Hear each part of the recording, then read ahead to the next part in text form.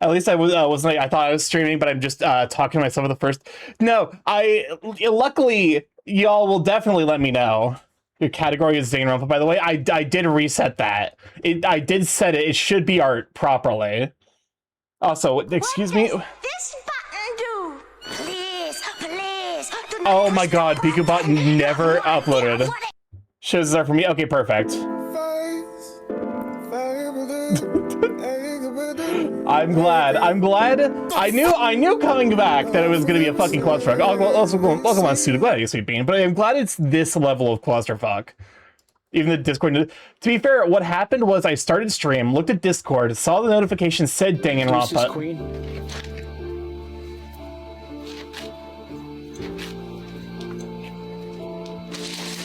I'm beginning to regret pressing the start button, but we're here anyway. So can't confirm Starky's very tall. Okay, I gotta unhide Crisp, and then it turns out that the fucking the TTS bot just didn't open. So, you know, we're off to a good start. We're killing it. It's good start. Okay, I need BQ bot. I need you to finish setting up your existence so that way we can have the TTS enabled. All right, perfect. But no, I am back from AC. Don't get sad, get glad. I am back from AC. It has been a hot minute. I took all of last week off because I was fucking dying. I'm not gonna lie. I was like, I was at work on Monday and I was like, there's a very real chance that like whatever the fuck's going on with my body might kill me. Also, welcome on, glad you're here. Can we shout out for let's see. We need to shout out for Big O Luxray, one for Zera Crisis. Let's see. Embellis also streams. I guess breathe, motherfucker, breathe. I will talk. Hold up, are you doing art fight? I am not. This is just something I was working on. Because like I am 2.5 years into doing art. And I don't feel confident at all doing art for like money. So I just make gift art for friends. That's like roughly where I'm at right now. So this is the piece I've been working on for like at this point like 2 months because I'm a fucking idiot and I drew 3 different poses of different characters in perspective. But you know, but no. Let's see, where was I at? Brain. So yeah, it's been a hot minute. I went to AC. AC was a lot of fun. AC also definitely fucked up my body in some like fantastic, unspeakable way. Welcome on, Starky. It's other Starky. It's Starpy, but can we get a shout for Starpy? One of my mods is here. But no, AC was a lot of fun. I have a ton of stories, so I'm gonna work my way through them slowly. To some degree, I'm like we have the just chatting like view, but I'm also like, I don't know. You know what? Fuck it. Let's see it. No, that's not the right thing. That's not the right thing either. I know what I'm doing. There we go. But yeah, how's the body doing and all? A lot better than last week. So I think in part the difficulty of it when I rant about how Concred sucks, or go ahead and refund yourself because I don't think I'm gonna. I need to get through some amount of stories. Did you meet the guy who made the U.S. military investigate what pup play is, Starky? Excuse me? Excuse me, the what? You the fucking what? What do you mean? I'm glad you feel much better. I mean, go ahead and refund yourself, Kasai. But no, welcome on, G-Terran. Glad to be sweet, Dan. So, if we're going roughly by like the order of like what happened, started learning new words that are not the Bible. No, I already knew most of those words. And I know that they weren't the Bible. I just haven't seen them in that order. I'm weirdly surprised that the U.S. military didn't know what pup play was before. That feels like the kind of thing. I feel like that's the kind of thing where like there is definitely like I think there's overlap between like the military aesthetic and pup play. I'm not gonna the guy who goes by Ravage wore puphood for his military photo. He was AC. Oh yeah, I think I know who that is. He's got like a I want to say he's got a like a realistic wolf fursuit, like following orders or something, I guess. Well, okay, to be fair, like there is an amount of like, oh, you know, it's throwing everyone into one big bundle, but like there is, you know, I'm sure there's some correlation. I'm not a fucking psychiatrist. I'm not gonna be the one to puzzle that shit out, but no, we drove down Thursday. He looks hot when getting into gear. Yes, I think I know exactly who it is. But we drove down Thursday. I ended up getting at my friend's place a little bit early, and her cats were like, so I was traveling up to Pittsburgh with some friends, and their cats were not happy. One of the cats was just laying on the luggage, like she was just a lump on the luggage. She was like, I don't care if you zip up this luggage with me in it. I am coming with you. I ended up getting there a little bit early, so I ended up leaving a little bit early. Let's see, I want to say ended up being like a 6.5 hour drive, which wasn't great. Like it's not easy, but it's definitely doable. I ended up getting there at like 7:30. But we were so dead that even though we could have gone in line to do the pre-registration line, nah, that wasn't gonna fucking happen, especially with the heat. People talk a lot about the heat at AC, but also it's like, it's hard to describe how all-consuming it is. Welcome on in, Tariq. Glad to have you, Sweet Bean. It was good seeing you. I actually like straight timed it. I was like, I walked outside, I took note of the time. Not even 2 full minutes had passed, and I had already gotten like a sheen of sweat on my forehead. Like that's how all-consuming and all-present the heat was. Notably, also, that was in the morning. That was like 10 o'clock in the morning before it even got properly hot. So if people are like, oh, if you hear people talking about like the heated AC, know that that's the level of shit you're dealing with. It was like perpetually 70% humidity, and like I think the heat index for every single day was over 100 degrees Fahrenheit. So even though I tried my damnedest to stay hydrated, that shit was not happening. I'm not kidding. When like you know the that's how hot it was. It was hard with us. The dedication that people were fucking full suiting in that heat was genuinely astounding. The Midwest is a fucking oven during AC. In fact, people were upset the pre was okay.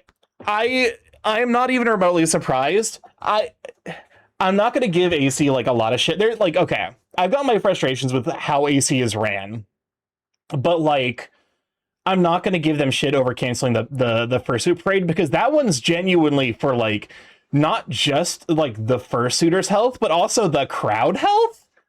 Like that's a situation where a lot of people, like, if someone fucking passes out in the middle of the fursuit parade, the block parade and the parade or canceled, but I agreed because of the heat. Yeah, it's like in that situation, if someone passes out, they're fucked. Like it's going to be such a pain in the ass to get them into a place with shade and water to be taken to the hospital, that like it's like it's a safety thing, you know.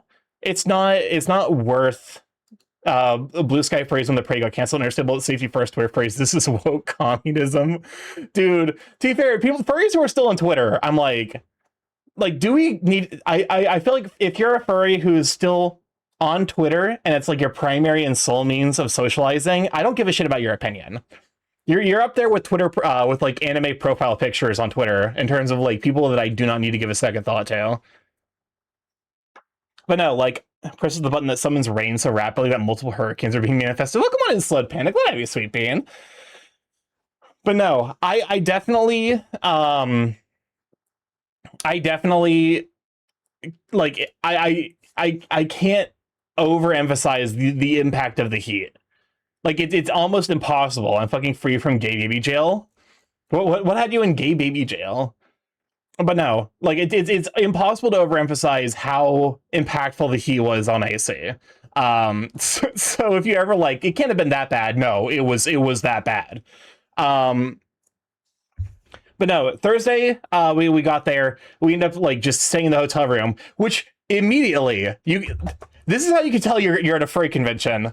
So we checked into our hotel room. We had just gotten up to our hotel room. We haven't yet had a chance to unpack anything that we're going to need for the rest of the week.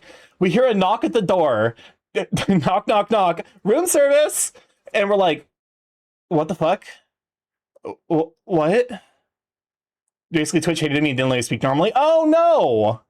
Oh, no. Did you had that thing where, like, Twitch was just, like, it shadow manned you, basically? Welcome on in, Dozer. Glad to have you, Sweet Bean. But no, we're like, we just got inside the room. Knock, knock, knock. Room service. What? It's like 7:45 in the evening. What the fuck is room service? We haven't ordered anything. My friend goes to open the door, and standing there is they repeat room service as the door opens. Look, I'm on a crash hall. Glad I was sleeping. They repeat room service as the door opens, and it is the absolute most stereotypical scene twink of all time. Like, crop top, booty shorts, 100 pounds soaking wet. Clearly had the wrong room. And, and he was like, oh my god, I'm so sorry. And we were like, no, man, you're fine. You're absolutely fine. There is nothing to apologize for. I was hesitant to hug you because I was sweating at the meet. Everyone was sweating all the time. I still gave out plenty of hugs, so do not worry about that at all. But no, like he was like, oh shit, oh my god, I have the wrong room, and we're just like, it's fine. You know, this is a furry convention. You get that good, you get that good man. And yeah, he just walked away. And we kept a straight face until he left. But definitely when the door closed, there's just that single like suppressed laugh, and we just both are just like, oh my god. I can see I can see Starky going, time to destroy this twink in an alternate timeline. I mean, it's definitely a case. Clearly the like they were there for someone else, so we're not going to be like, oh. And also, it's like, these are okay, they're not normies, but the friends that I stayed with are friends from college. I made them in college. We've been friends for at this point more than a decade, and I was like, you know, they're comfortable with like the idea of me having sex in the room, but like they're also like, they're right there. I'm not gonna invite this random twink who knocked on the door into the room. If they knew them, but even though it's the wrong room, probably would have. But no, it was just such a fucking funny start. We ended up getting like, there's like a pizza place nearby. We didn't even end up getting pizza. We got like a sandwich. Ended up being pretty good. I highly recommend it. Admittedly, this is for people who are going to go to AC. Welcome on in, Magic Guy. Glad to be a Sweet Bean. So I think it was more saying it was a joke unless when actually you destroy the Twink Starky. That's fair. Magic very heckin' neat. Magic is very neat. But no, Thursday, we're like, well, fuck. We got there at 7:45, which meant if we like ran to the convention center, we could have made it to the early registration line and probably like been in there before they closed it.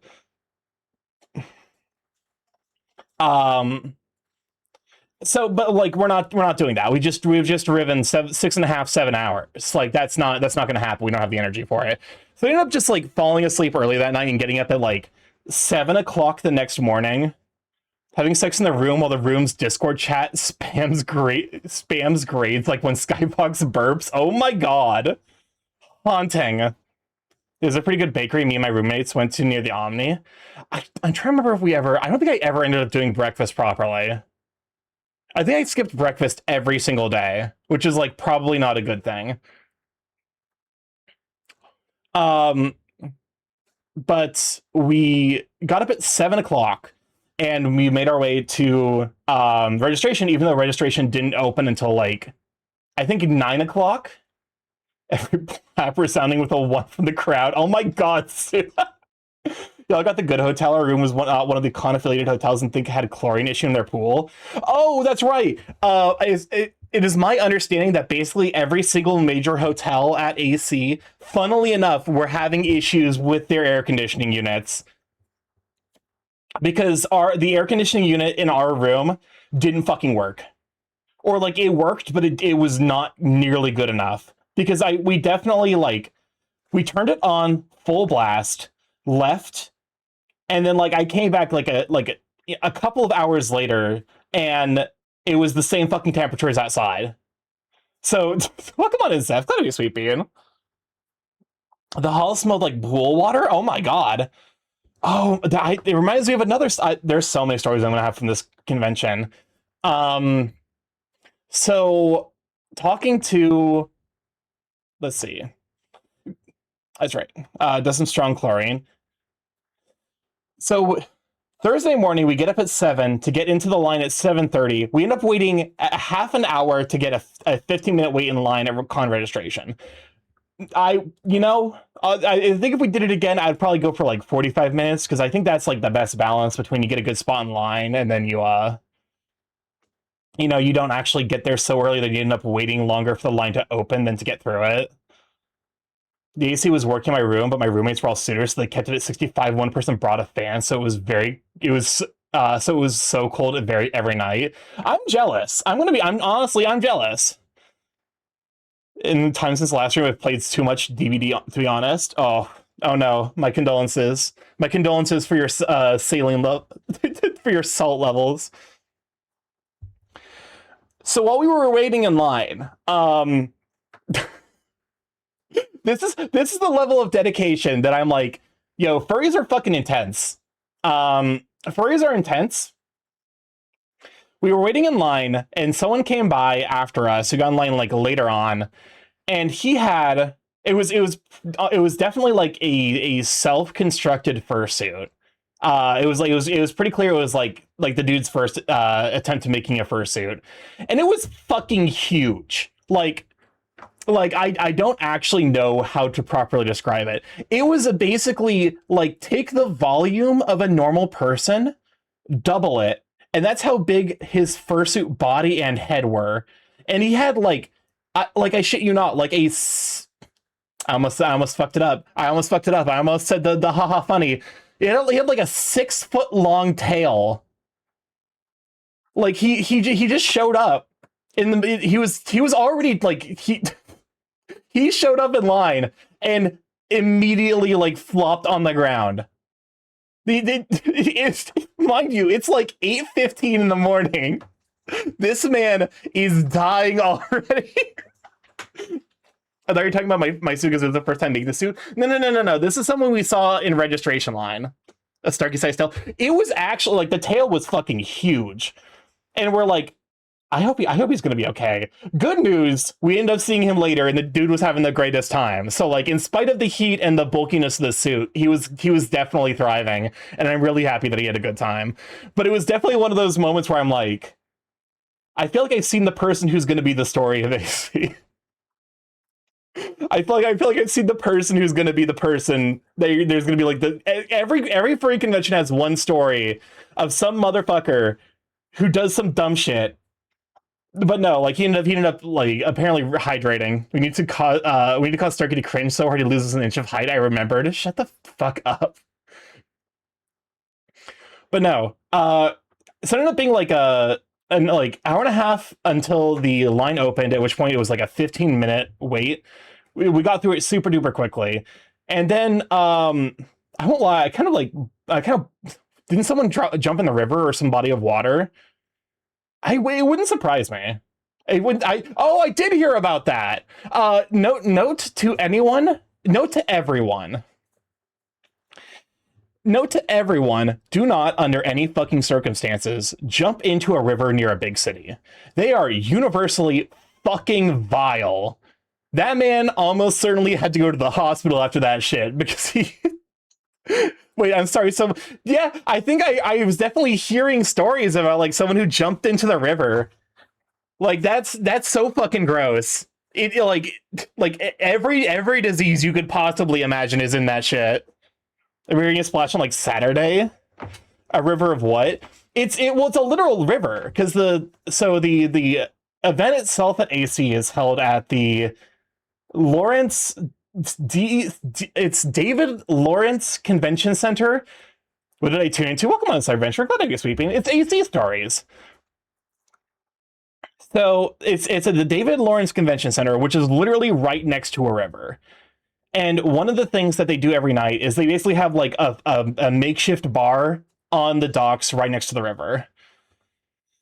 This is my persona. This is my furry. He has every disease. But so like, yeah, there's this thing called Riverside, or like Dockside, I want to say. Wait, sorry, I forgot I have the pic of you standing beside his bug. Oh my god. I need you to send me that, because it is becoming increasingly a recurrent genre of photo where it's me standing next to other people, and my like it's the picture, but I get like reversed Wazowski'd watching while I attend my online lecture. Welcome on, Corvid. Well, glad I get sweet bean. Could a shout for Corvid? Every disease imaginable in this shit is a hell of an opening sentence for me, because apparently some dumb motherfucker jumped into the river. They jumped into the river next to AC. But there's this ongoing genre of photos to me, because I'm a very, very tall person. I'm 6 foot 8 inches. So it's me standing next to people who are like shorter, but also like just normal height, and it's them, their face perfectly in frame, and for me it just cuts off at the neck. My head is above where the photo is taken. I kept telling people you're 6'7". How dare you? Okay, I have to explain that. I have to contextualize that. I have to explain it to multiple people throughout the entire event. Okay, so I'm pretty sure my actual height is 6 foot 8 inches. Starky photo chest bombing. Hold up. Also, is Bug okay with Okay, thank you. I was actually about to clarify whether or not I will probably not be showing these on stream later, but I will probably edit a sticker over them and post them, because I genuinely find these sort of photos incredibly funny. You're not a bird, you're a bird. First time meeting you IRL, and I was surprised you were big. That was a very frequent comment I received. Was like multiple people being like, Starky, I knew you were tall. I didn't realize you were this fucking tall. Like I said, I'll just stick over a sec right now. That should be fine. I'd appreciate it.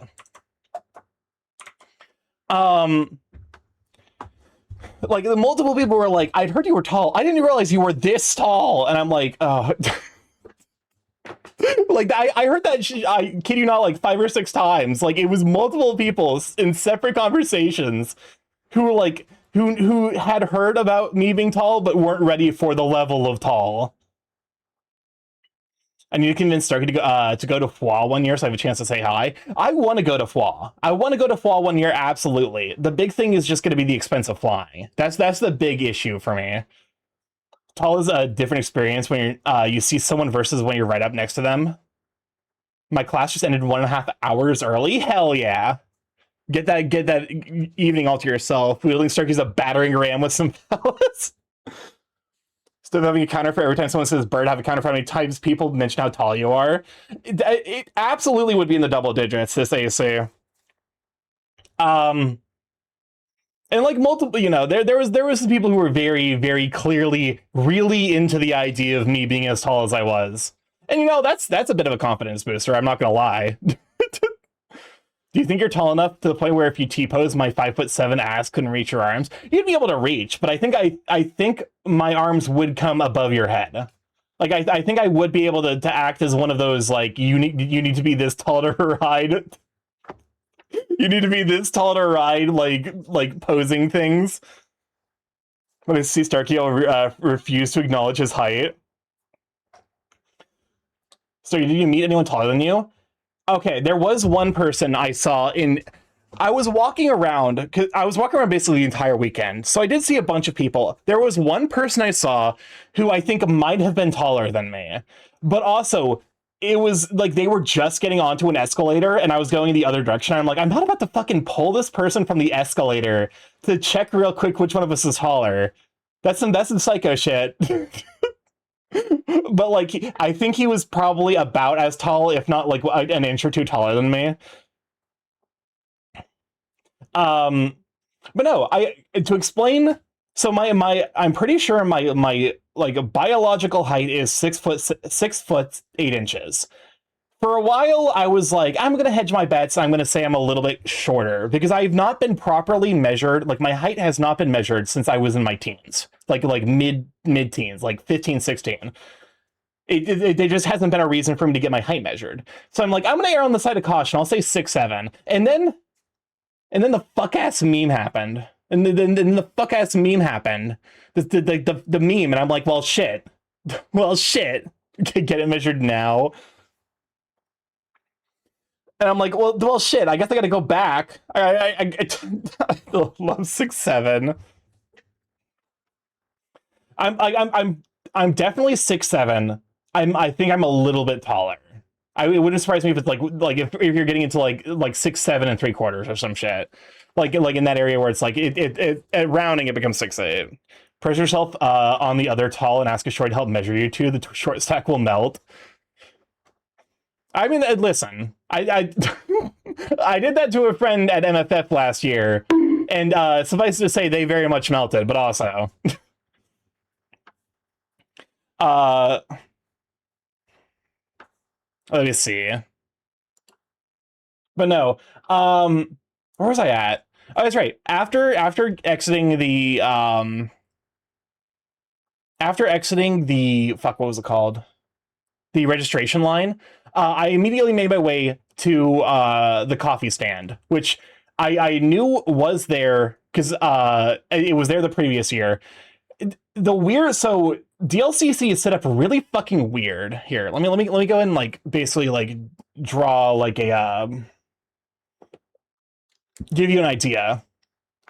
So like there's if this is a side view, basically the main way that you enter the the convention center is like this is floor 1. There's an escalator to floor 2. And then there's another escalator to floor 3, and then floor 3 is like the top of the building. But then there's like a sky bridge to the other side of the building where like all of the convention rooms and shit are. And as far as I'm aware, there's no floor 2 and 3 here. Like it's just floor 3 here. Welcome on and take that, you sweet bean. I think I reactively mentioned you being tall when we met because I'm rather rarely around anyone more than a few inches taller than me, and then felt so basic afterwards because of the clear outfit you get that react. I don't mind it. Don't get me wrong. I'm not going to necessarily like. I'm at the point where like it's happened so much where like my reaction is muted just because of it's like I did get. Oh my god! I need to explain some funny demographics from the hotel we stayed at. But yeah, so this is how the DLC like the convention center is set up. And like this is weird. A lot of people take it takes a couple people a while to get used to this. So most people are like, Starky, where the fuck did you get that coffee? And I'm like, it's in the weird place that you need to know where you're going to go. It's actually only one tower. This fucking Danganronpa 2 reference ass construction. But no. Let's see. But no, like I'm never like perturbed when someone's like, oh my god, Starky, you're so tall. Okay, but I do need to explain the demographics real quick because I think the hotel we were staying at had basically triple bookings going on because clearly there was the furry convention, but also there was an event for like, what was it? Like a concert. It was a concert for someone. And then also like some 4th of July event that was happening. So I shit you not, when like multiple elevator trips at the hotel were like equal parts furries, octogenarians, like old people like 60, 70 years old plus, and like 20-something women. And it was the most bizarre demographic I think I've ever, like the most bizarre demographic split I think I've ever fucking seen. And one of the people, while talking, definitely was like, oh my god, you're so tall. Do you play basketball? And I'm like, nope. I'll explain why so much why there were so many. But yeah, it was such a fucking funny like demographic split. To be fair, even people who are not destroyed by height differences would probably melt a bit over being sandwiched between you and another super tall person. Furries are not known for handling flirting well. Oh yeah, no, I'm well aware. um, but no, like, funnily enough, there was an instance where like there it was me, two other furries, and we snuck into an elevator that was full of a bunch of old people, and they're like, "What the fuck's happening? What's happening here?" And we had to explain. I was like, "Okay, this is a furry convention. This is what a fursona is." We're like, it's basically a personal mascot. Um, Flirting with that? Good question. I could never tell. But no. And like I had my kobold on me, and like apparently these like they're like like they didn't recognize what a kobold is, so I was like, okay, this is a kobold. It's basically like a dragon but small, and they're like, I thought that was a bird, and then I showed them my badge, and like the bird's here. But it seems they honestly the old people are really sweet. They seem genuinely interested, and like hopefully they end up getting a good impression of the furry fandom. A geriatric got a blowjob from a furry for sure. It's just like that one post, the guy who went to a furry convention with his dad. Oh, 100%. As a side thing, I feel like Starky would not be able to handle two short stacks flirting with him very forwardly. I can handle one person flirting with me. As soon as it becomes multiple people flirting with me at the same time, I do struggle a lot more. That is where like that is my personal weakness in terms of like I can hold my cool with one person. As soon as there's more than one person, it's like, oh god. So something about the crowd effect makes it so much harder for my brain to handle. Um, but no, I end up getting my coffee. Chat, you know what to do now. Ended up getting my coffee. Ended up wandering back over to near the escalators. Ended up running into a bunch of people. It was me, Draganta, and then I'm trying to think of like who all like. There was a ton of people I ended up running into there, mostly because like I was just standing in a place where there was a lot of throughput, and then like people would be like, "Oh, hey, I recognize you," and then they would stay and chat, and then like other people would show up and be like, "Oh, I recognize the person who just showed up, and also you." And so I ended up being like this kind of weird moment of like, it was like I think I ran into. I think that was like the first time I ran into to Embellis and Dr. Hawk at the same time. Like I think I ran into both of you as well as like Lunar was there, Dell was there, a bunch of people, Rowdy Reindeer / Maddie and Maddie's partner, Corgi Durg. I ended up running into them. I think that was the first time Sorrel and I ran into each other. The West Atrium was a group that was organizing for a group picture. Wait, oh yeah, that's right, because we were we were setting up for we ended up just like kind of hanging out until Dealer's Den was opening up. So I'll have to see you next year at AC. Heck yeah, I've already been volunteered because one other person in our friend group was like, well, I'm convinced. I met you at the bird meet and then passed by you. Yeah, that's right. Now I remember. I'm trying to think of so yeah, we ended up meeting a bunch of people, third floor atrium, just like hanging out. If you can, the Omni is an awesome hotel to go for. I'll definitely like I usually end up kind of just like finding people that are going and then like kind of tagging along. But I should probably give throw my hat in the room lottery ring. I was lost that I missed the bird meet. Yes, the Omni is actually so nice. Someone has put it. Oh, Shannon, how the fuck did you put a song in the queue? You didn't. There's no message. How'd you do that? Glad I met you at the muscle meet. Oh, for sure. May send you a bird thing to distract you. Go for it. But yeah, end up getting into Oh, you don't know? Are you able to just like add one into the queue directly? If so, that's actually kind of sick. Okay, cool. But yeah, we ended up hanging out like I think for like an hour. Welcome on, Pink Coochie. Glad to have you, Sweet Bean. We ended up hanging out for like an hour at the top of the escalator, not blocking the way, like just like right in front of it, where we were all hanging out, basically like right next to a railing. As long as you're not inactive in chat, you can. Okay, interesting. But yeah, After that, we end up walking downstairs. You handsome? I'm a bird. I'm a bird. I'm a creature. I'm me when I'm a creature of the bird. We end up walking downstairs to get ready for dealers in opening, and like I realized as I was standing in line at the dealer's den, I was like, oh fuck, I haven't eaten breakfast. It's at this point it has been like 5 hours, and I have not eaten anything, and I was like, well, I should probably go get food about that, and I end up getting I ended up taking like some downtime. I got like Condado's Tacos, which is like it's a really really good tacos place. Also, it's I didn't realize it's Condado's is the chain because there's one here in like there's one in Indianapolis in an area called Carmel. You're like a young media anime conventions. So like I was like, wait a fucking minute, is this a chain? Is this a chain restaurant that I was completely unaware of? It turns out it is because it literally like I've had those tacos here in Indianapolis. I guess I just never realized. Also, my voice is going to keep cracking. I'm so sorry. My voice is still not 100% from the convention. I got fucked up after it by like by Concrud.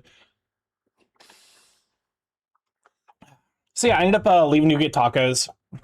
Coming back, so one of the small joys of a furry convention, especially that like AC, the Sky Bridge in the convention center actually goes over where the dealer's den is. Sergey's voice cracking is my crack. Oh my god. But like it ends up going over where the dealer's den is. So I was just eating my burrito, watching people walk around the dealer's den, and honestly, it was a huge vibe. It's such a cool way of like seeing like people watching.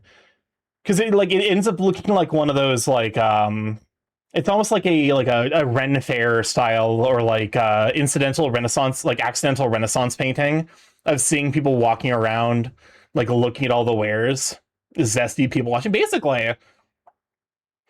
And then I want to say like I went down to go do like an initial pass through the dealer's den. I ended up running into Bran along the way.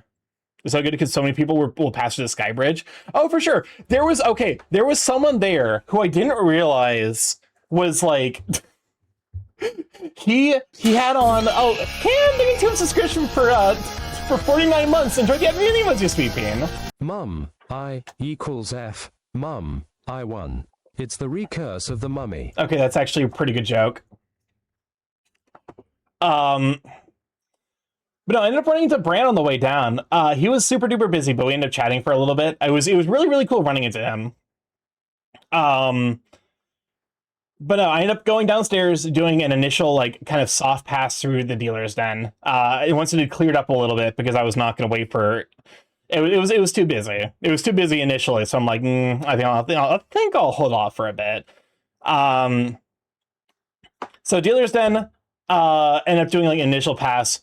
There's a bunch of cool stuff in the dealer's den. I actually almost missed like a really cool stand that I ended up finding like the last day that we were there.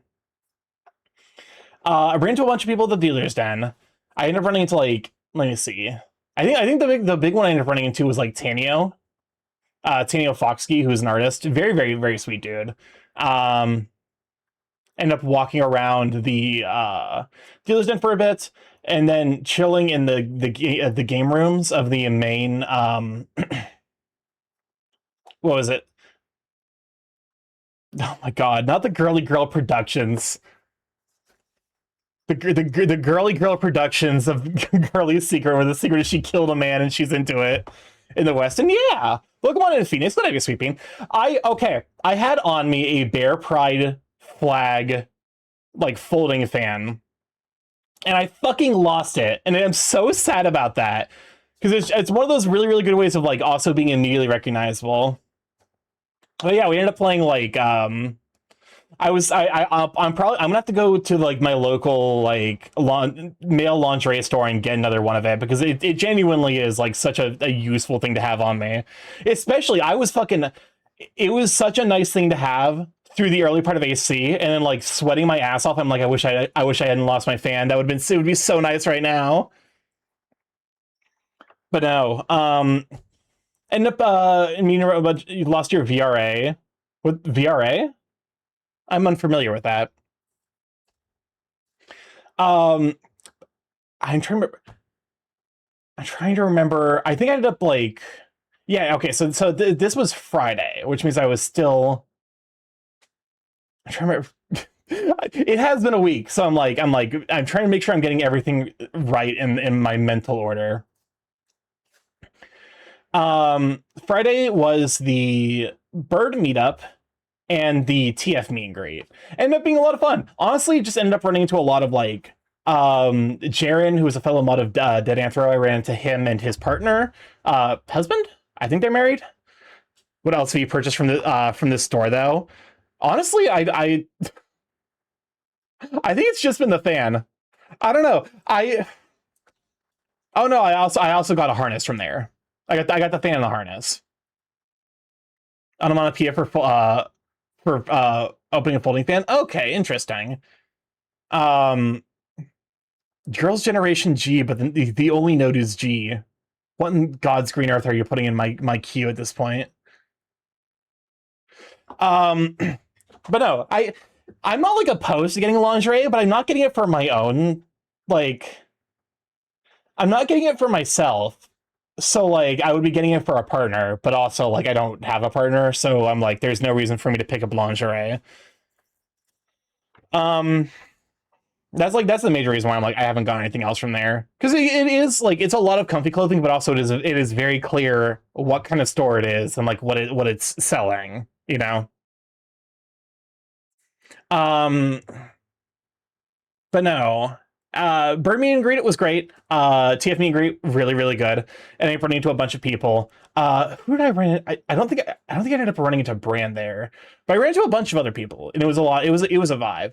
I did get invited to a room party. So after the TF meet and greet, I ended up going to get a couple slices of pizza because I hadn't eaten since noon, and at this point it was like 8 o'clock.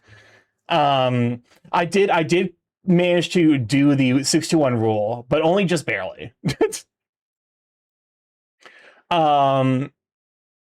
So like 3 slices of pizza and then a trip to, because I got invited to a room party, so I'm like it was a bring your own beer, and I'm like, well, I'm not gonna, there are people here who don't have beers but want to be involved. So like I went to there was a bottle store, like an alcohol store that was like right next to the Westin. Super duper, like they had been doing hella business. Yeah, very understandable. Still fun to have a option locally. Oh, for sure. They ended up having the bird. Welcome on a Bacon Magician. Glad you, sweet Bane. Where?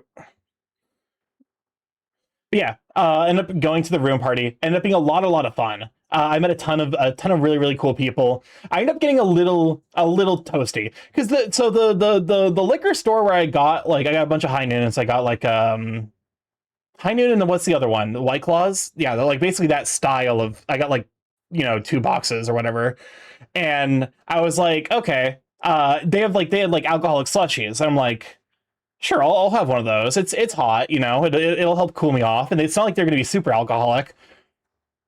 No, those fucking drinks were demonic. They were fucked up.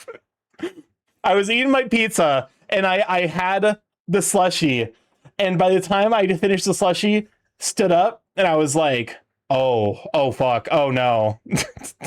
Standing up is like when you realize how drunk you like how much you've actually had to drink, and I definitely had that experience quite hard. But ended up meeting, funnily enough, a person who was going to the room party out like in the like lobby where the hotel where the elevators were on the floor that we were supposed to be going to, because we're like, we're not going to show up to the room even though like the person isn't there. We're just going to hang out here. End up talking, and it was a lot of fun. And then the room party ended up happening. As I'm leaving the room party, there was a fucking there was an alarm on upper floors of the Westin. So like it's Friday night. It's at this point it was like 11:30, like 12, and like as we're leaving, it's like, oh, it's like so like we were partying with one of the people who actually like worked for the convention, which means they had connections to the hotel, and they're like, there hasn't been any like, you know, evacuation notice. So it's like, okay, you know, we're fine. As we're like, okay, we're gonna go wait by the elevator, even though, like, you know, the upper floors are like evacuating, and we were seeing people walking by, you know, walking towards the stairs, and we're like, what's going on? And they're like, yeah, there's the fire alarms going off in the upper floors. And like, it's like, well, okay, cool. So we had to emergency evacuate the Westin. I don't know if the person who was hosting it also had to evacuate. I really hope he got to actually like some downtime instead of having to fucking run out of the building. But no, we ended up walking out of the hotel, and like I made it back in my like back to my hotel at like, at this point it's like 12:30, 1 in the morning. And someone was like watching the fucking, like, someone was like keeping an eye on local like police stations. And it's like, yeah, they've moved to a fucking encrypted network. Apparently there's some dude who was like, it was like, most likely it was someone who just pulled the fire alarm. But like with that many people, the local police end up getting involved, which like makes sense, because it's like that actually like could represent like people getting genuinely hurt. If that happens, someone needs to be responsible.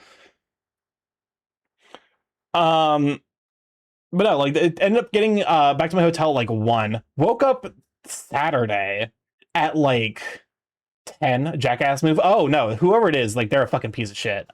Terrible person. And I do hope they caught him and threw he ass in jail. But no, Saturday morning, I ended up getting up at like 10 because I'm like, I was so fucking dead from the night before. This entire time, like by the end of Friday, my feet and legs are already fucked up. So like, because I'm not able to stay properly hydrated, unfortunately.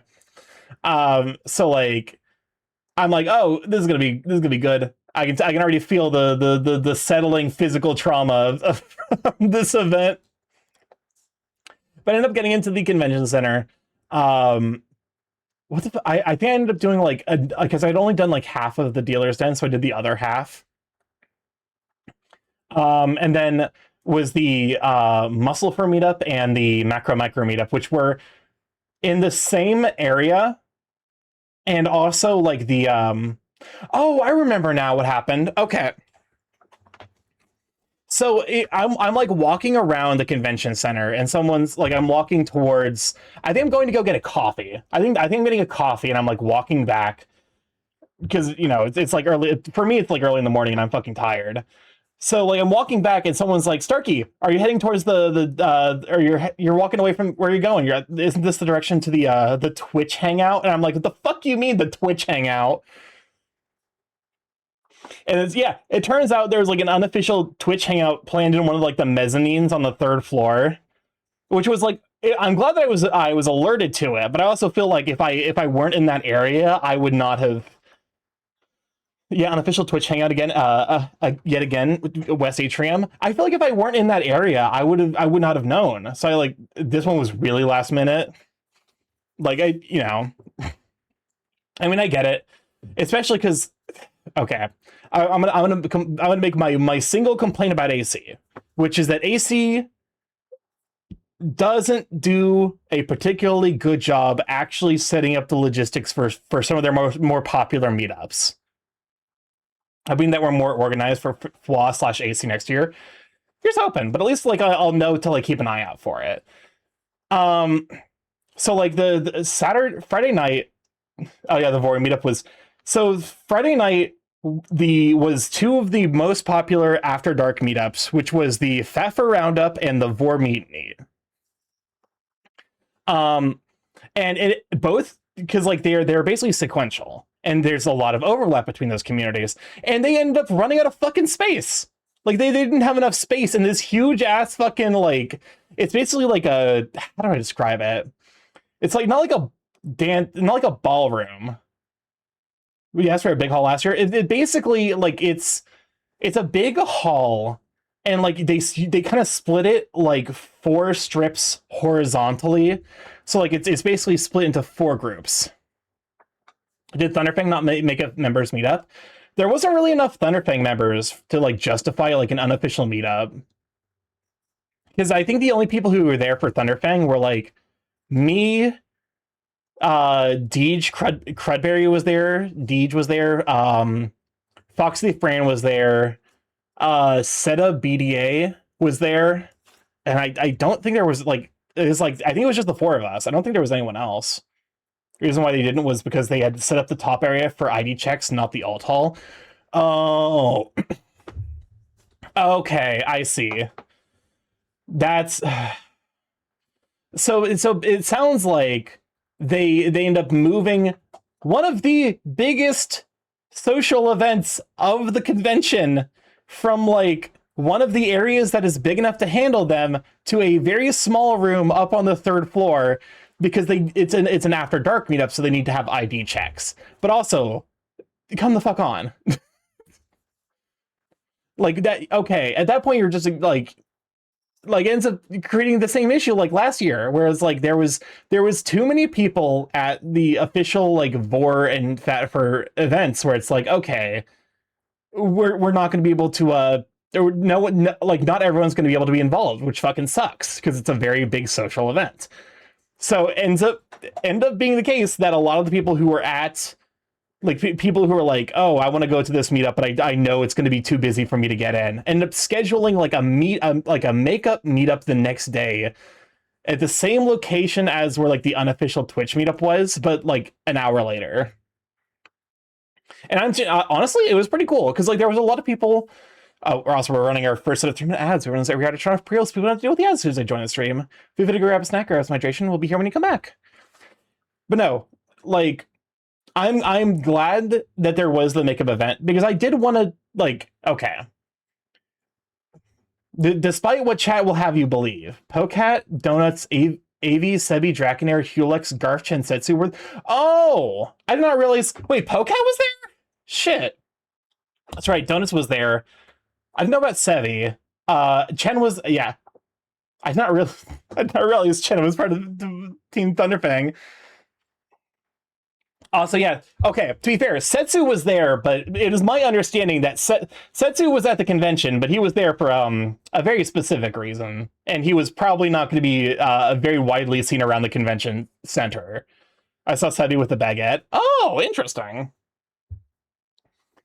So yeah, that's... I guess we probably could have had one, but like also, it is, you know... I went to the transformation meetup and there wasn't necessarily a ton of people. I wish I could have attended AC, to be honest. But yeah, so end up running into the surprise Twitch furries hangout. Ran into Kelef, ran into Timberwolf, aka Lance. Ran into that was where I saw Sourdusk. I ended up seeing Bug Husbands. Bug Husband's very, very sweet. Oh, speaking of, okay. Oh, I forgot to tell the story. I forgot to tell the story about what happened. All right, perfect. Thank you, Embellis. I need to explain the fucking bandage on my leg because I ate shit real hard. Here. So this is increasingly my favorite genre of photo that people take with me.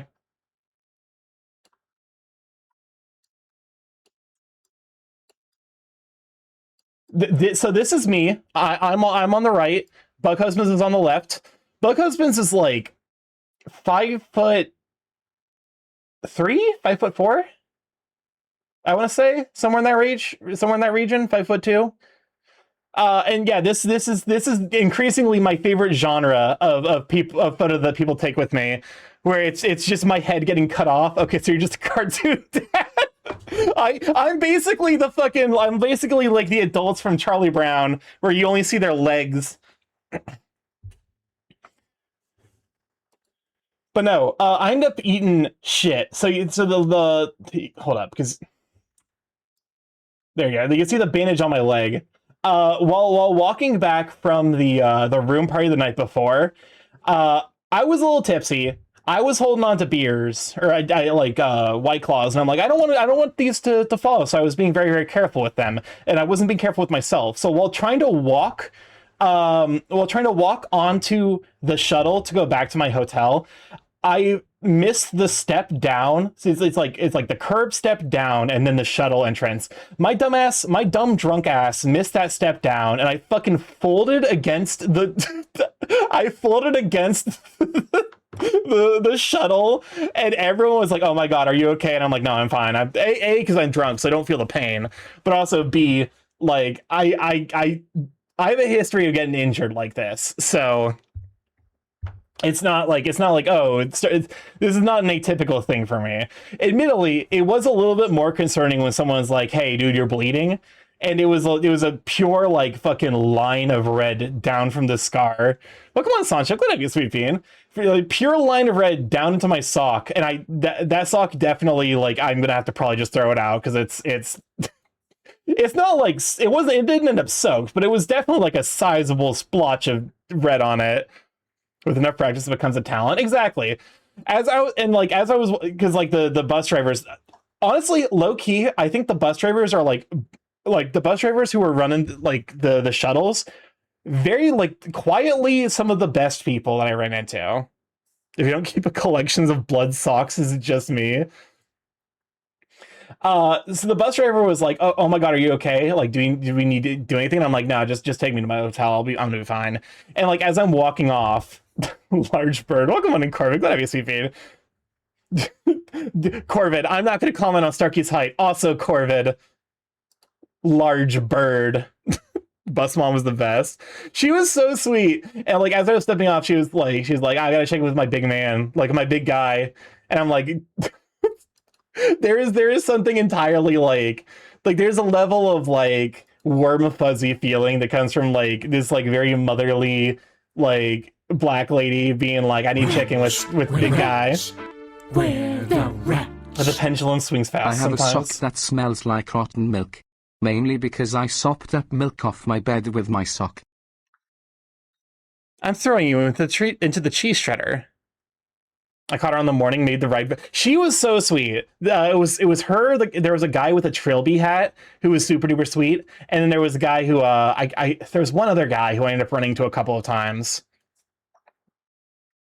But no, so I end up, that's a story that I forgot until just now. But the makeup, so Twitch surprise Twitch meetup meet and greet, the Fat Fur makeup meet and greet, which was really cool. I ended up seeing Kygan Drake and Gil Otter.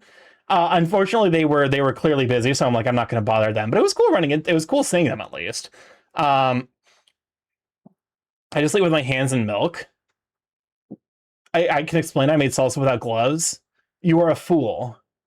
Well, I guess it depends on what type of peppers you're handling. Because if you're handling like jalapenos, then that's fine.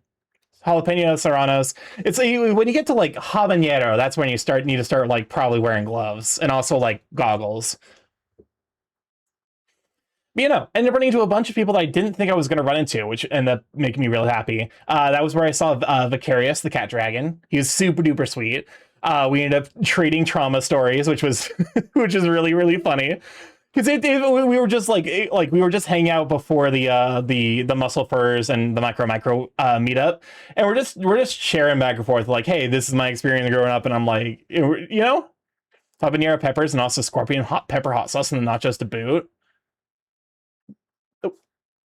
You know what? Good for you. I mean, to sleep with hands in milk, you had to either cut your hands off while dealing with them or something, though. But no. Ended up being a lot of fun seeing a bunch of people.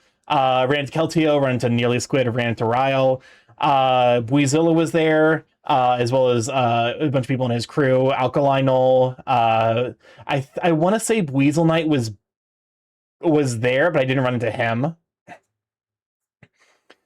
Like, it was just like it's just a vibe because it's like there's so many.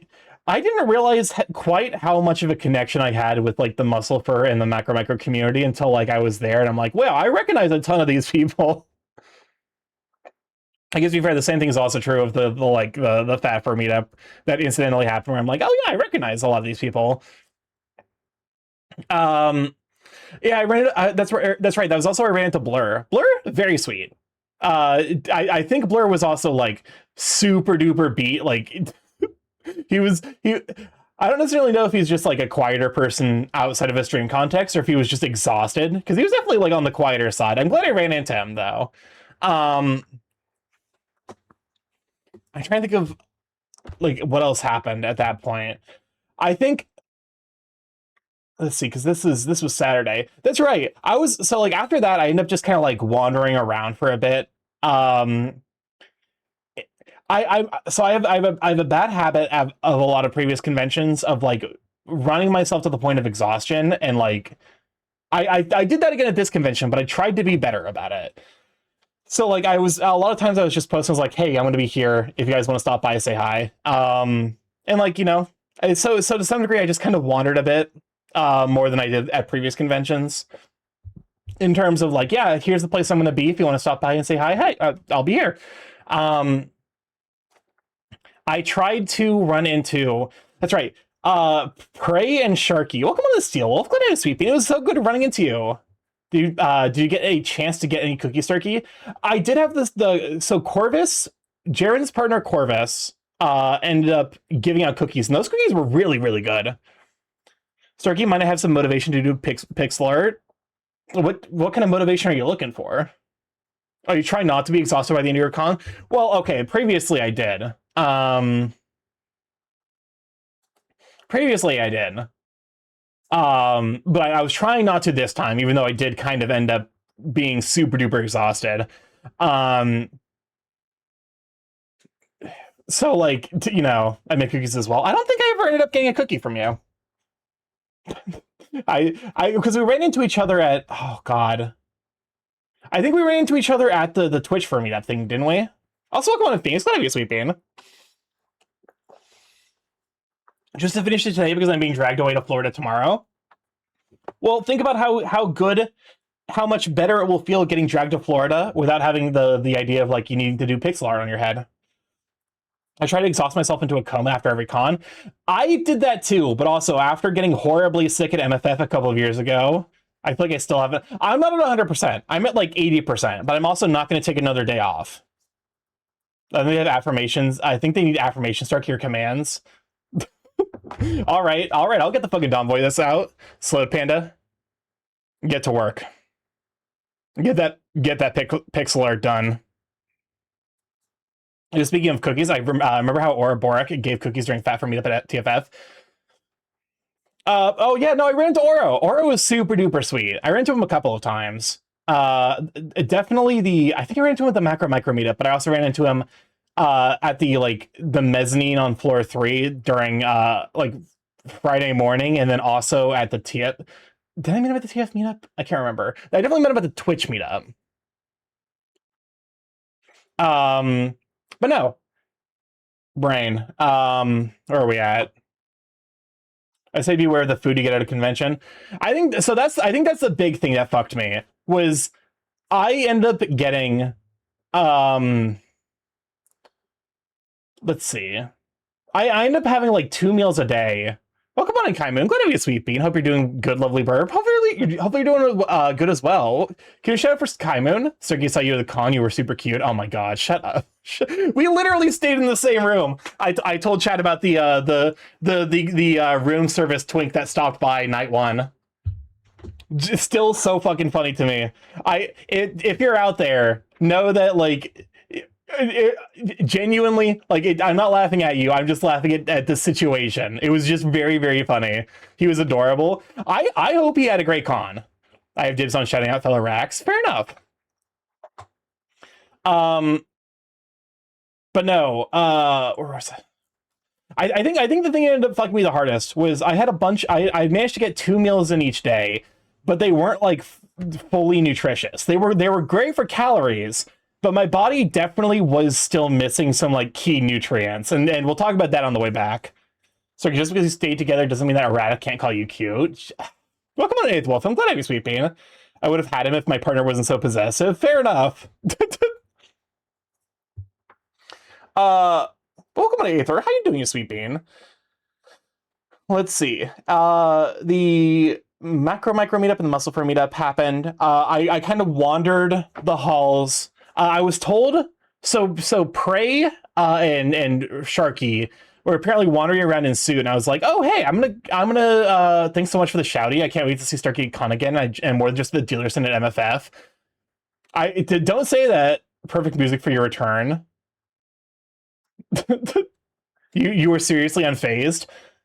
Yeah, no, this is normal. We had the G girls, Generation G girls, except it was all in G, and I didn't fucking react to that. I got stories to tell, motherfucker. What do you want from me?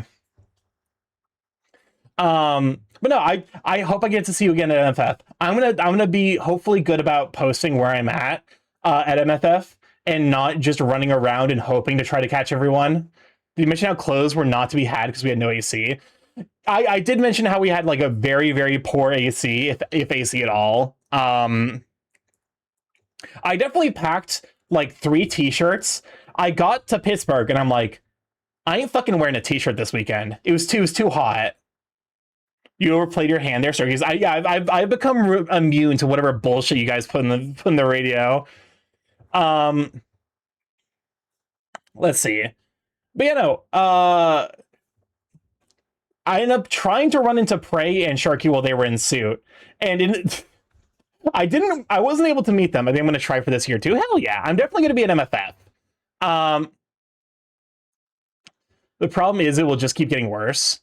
I mean, at the point where other people in chat start complaining about it, I'll start skipping. But yeah, I was trying to run into Prey and Sharky, wasn't able to, and welcome on Polaris. Good to have you, Sweet Bean. Ended up just going down to see the fireworks. I was only able to stay for half of the fireworks because at this point my body was so broken that standing still for an extended period of time was actual torture. Can I do the legendary Stardust Cowboy? What the fuck does that mean? So, like, I ended up hanging out with Embellis and some of his friends for, like, half of the fireworks, which were really, really good, don't get me wrong. But I couldn't stay for the whole of them. I ended up just, like, getting on the shuttle and, like, going back to my room to fall asleep.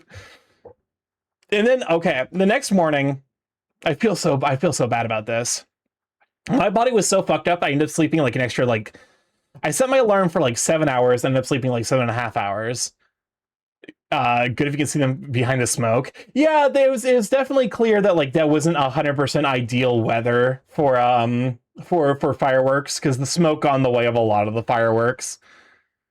To be fair, it rained earlier that day, which I think kind of primed the air for being not perfect.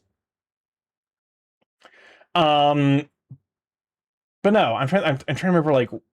So yeah, ended up staying through half the fireworks, went back to my hotel, slept. But before I fell asleep, Sharky was like, "Hey, I'm so sorry we missed you. Can Prey and I show up at your hotel early in the morning tomorrow so that way we can snag a picture?" And at the time I was like, I mean, I'm not gonna. I didn't want to see them in suit, but I also felt really bad about putting them out. But also, like, Sharky seemed really, really excited to give me a hug in suit because, like, I feel like at every convention we've gone to, like, Sharky is like, I've made an effort to like stop by whenever Sharky's in suit and give him a hug because Sharky's char suit is absolutely adorable.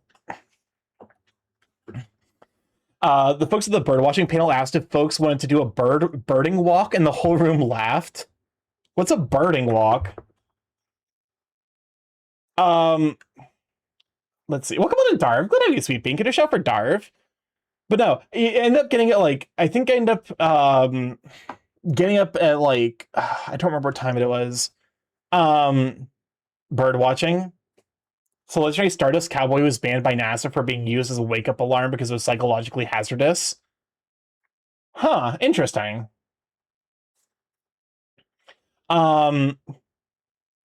Yeah, I felt so bad because like Prey and Sharky are calling me. They're like, "Hey Starky, are you available? We really got to get back to our place to start packing." I was like, I was at the fucking like elevators, and I'm like, "Oh god, I don't know if I'm going to be able to get down there in time." I got extremely lucky with a fast elevator.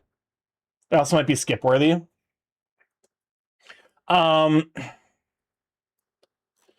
I was extremely lucky in that like the elevator ended up coming really, really quickly, so I was able to snag them right before they went because they had to check out at like I think it was like 9 when I saw them and they had to check out at like 11, but like it ended up getting moved up to 10.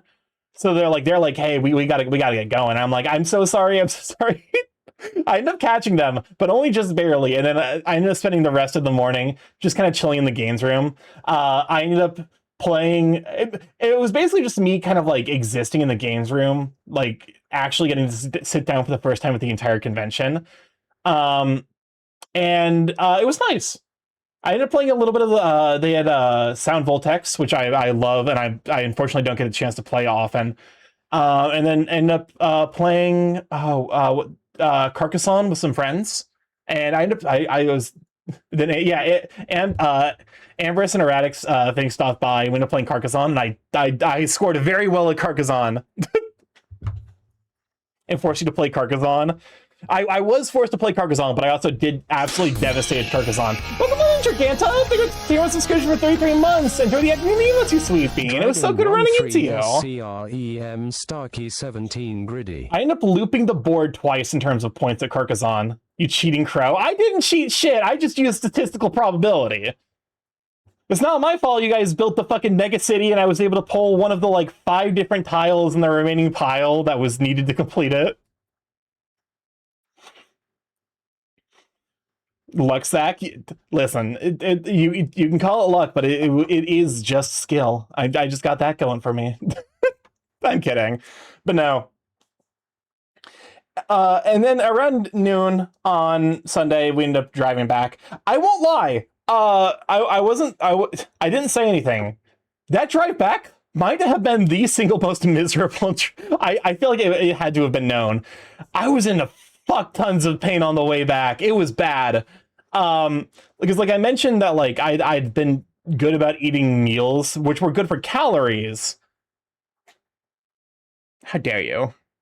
How dare you take my shirt while I'm talking about being in incredible amounts of pain? But like I was eating meals that were good for calories, but they didn't have the nutrition I needed. So I had an experience since I was a kid, which was random joint dislocation. So as a kid, I didn't realize that I was hypermobile.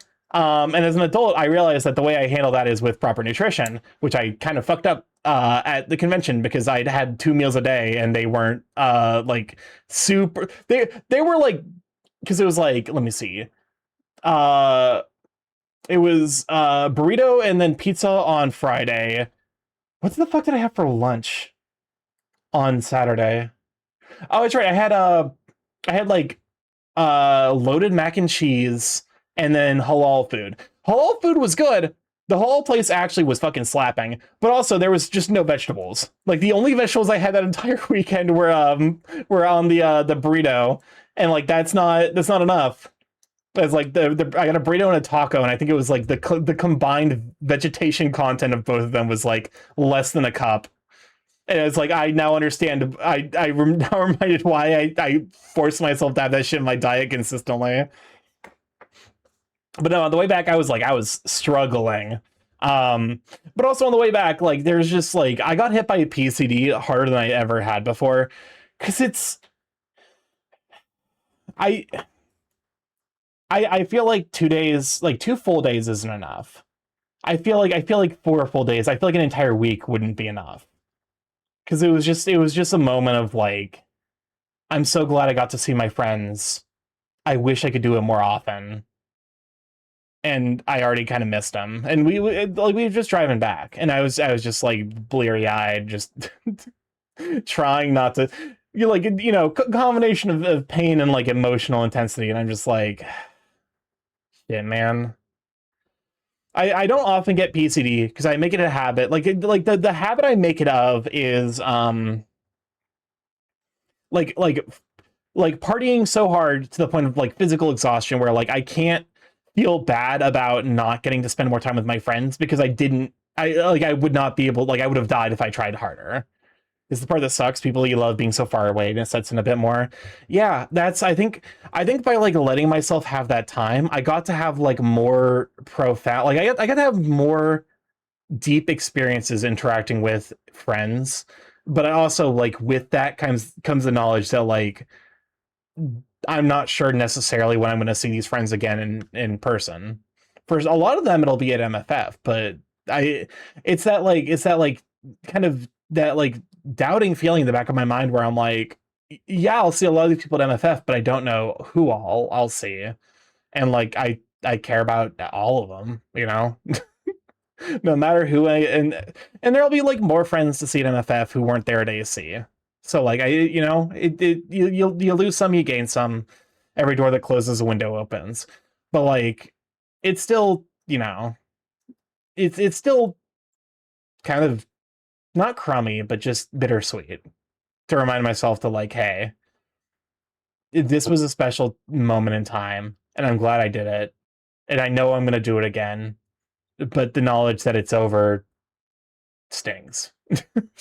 But no, that was my AC. And I gotta say, I don't think I would change a thing about it. Might be an MFF, not sure. I'm gonna try my absolute hardest to be an MFF. Because there's so I have friends at MFF. Remember, Starky, the fact that it stinks does mean that that you loved and felt loved throughout the whole thing. I think that's fair. That is a good point, actually. But no, I'm very excited for MFF. I'm hoping to catch a lot of people there as well. Because MFF is definitely a little bit of an easier convention for me. In terms of just like how easy it is for me to show up. It hurts because it's real. Exactly.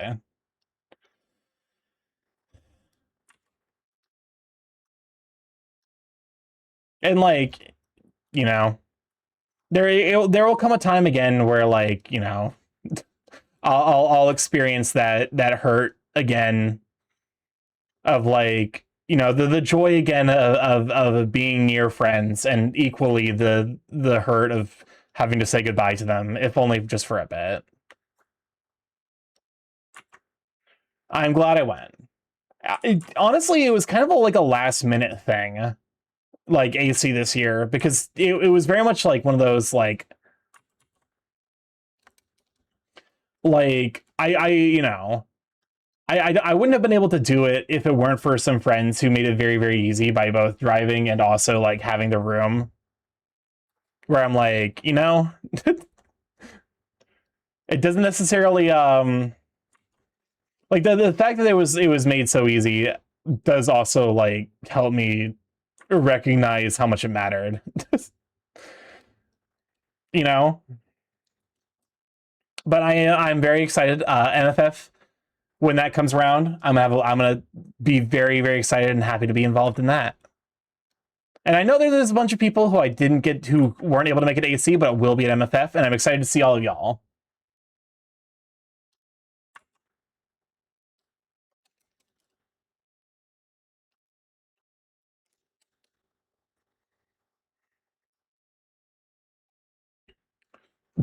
Pokemon and Cyrus gotta be sweeping.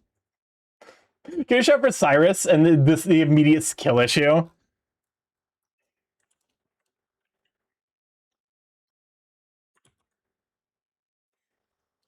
I mean, how you holding up?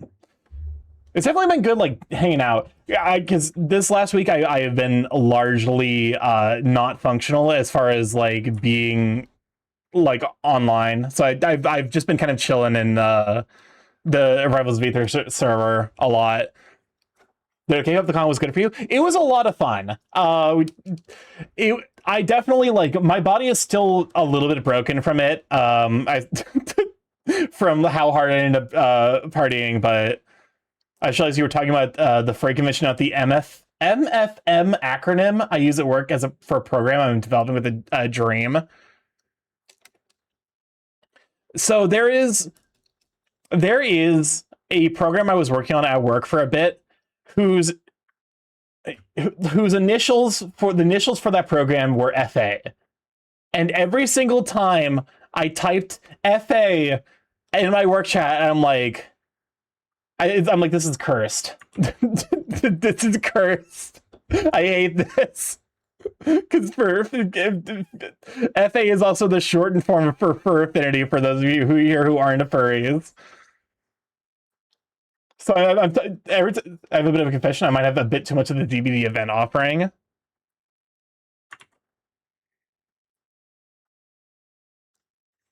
Yeah, it's for multi-function manager. Oh. My main work tool is for Affinity. Yeah, basically.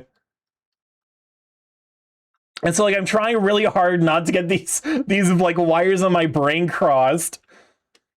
I ain't I ain't about fucking like I ain't about to talk to my so like I do have a coworker who is very very sweet, and I'm like he's like, hey, you stream, right? Do you mind telling me your stream name so that way I can stop by? And I'm like, no, absolutely not. Not because it's like I'm necessarily opposed. The dude is chill and clearly like okay, he refers to his femme presenting partner as his partner. So like I'm pretty sure he's like they're like he's somewhere like, or at the very least they're like somewhere in the queer space. I'm not going to be presumptuous, but I'm like that's one of those things where I'm like,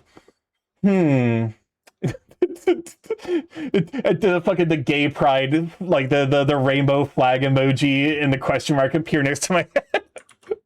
Because it's like I know a bunch of people who are like I have a bunch of friends who are in straight presenting relationships but who are like they're bi or trans or genderqueer. Like it's like they like even though they're in a straight presenting relationship, they're still part of the queer community. Yes, Twitter, you can be in a straight relationship and still queer.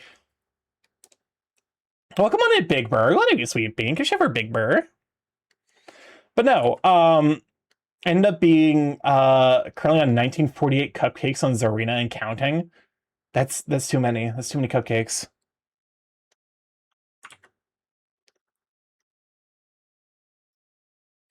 I should not be detailing this hair as much as I am. This is a mistake.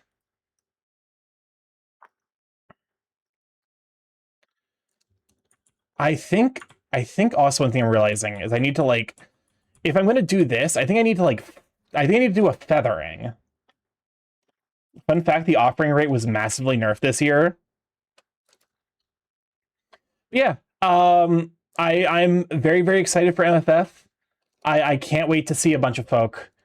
And yeah. Oh yeah, that's right, the coworker. But no, like it's like I'm like, hey, I explained to him, I'm like, hey, I'm not necessarily opposed, but I do like to keep my work and private lives as separate from each other as possible. So I'm like, maybe when I leave, I will give you my contact info for us to stay in contact. But like until that point, I'm sorry, this is going to have to just be like a work relationship. And he was understanding. I think is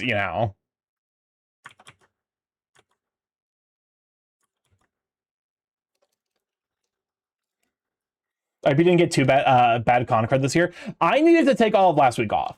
I didn't lose my voice entirely, but I did think I was going to die Sunday night and Monday night because it turns out I got like a really really bad stomach bug.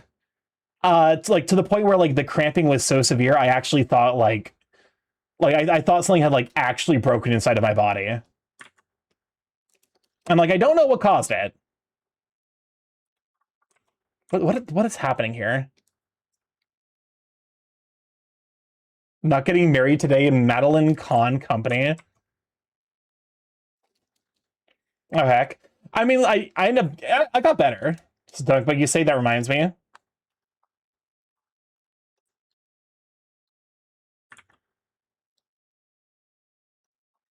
I risked food poisoning yesterday. Why would you do that?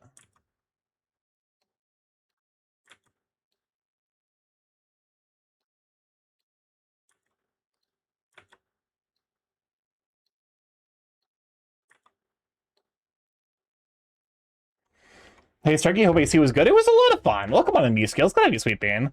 I actually like just got finished wrapping up stories from it. I will hold forever dearly in my heart the room service twink.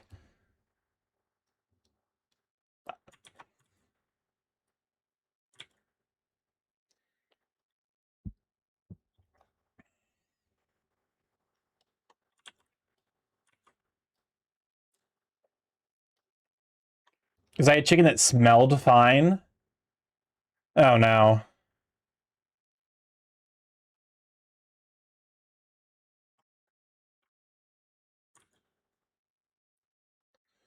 It always smells fine. Sorry, what if you lowered your model's head and screenshot to use as a reference? Oh, well, because I'm going for something a little bit different. But it was a week old uncooked. I mean, I think that's fine. That's not too bad.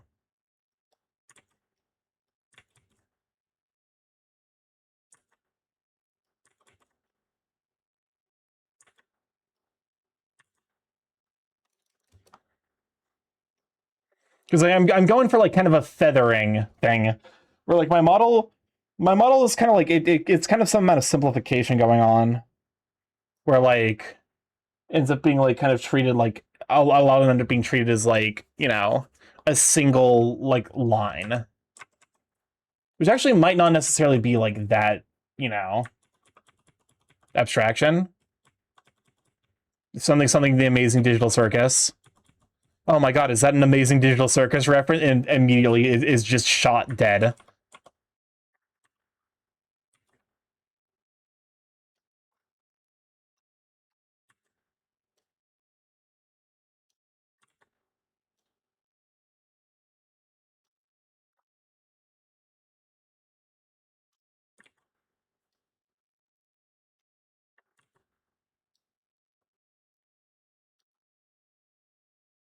I will actually shoot you dead though in Minecraft. Also, I will say, as someone who tried to stay spoiler free, I feel like Blue Sky has not been good about fucking keeping shit from being spoiled recently. I'll be honest, I actually planned to go to AC this year, but I didn't know you were going, so I wish I went. We're the rats. Starky, I've been given the cheese that makes you abstract. Do I eat? Yeah, fuck around and find out. I say with all of the sincerity in my heart. Fuck around, find out. Let's find out.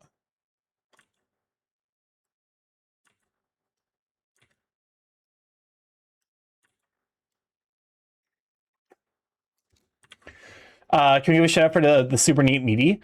Wait, Meaty, do you stream? Because I know you do art. You've done a lot of art that like I think hopefully it's been represented. No. Well. All right, get this Dirk a shout out.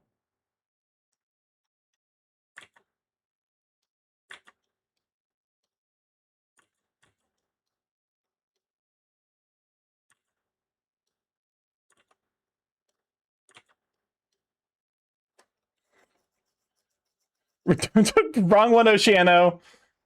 For Slowed Panda, or not for Slowed Panda, for media scales.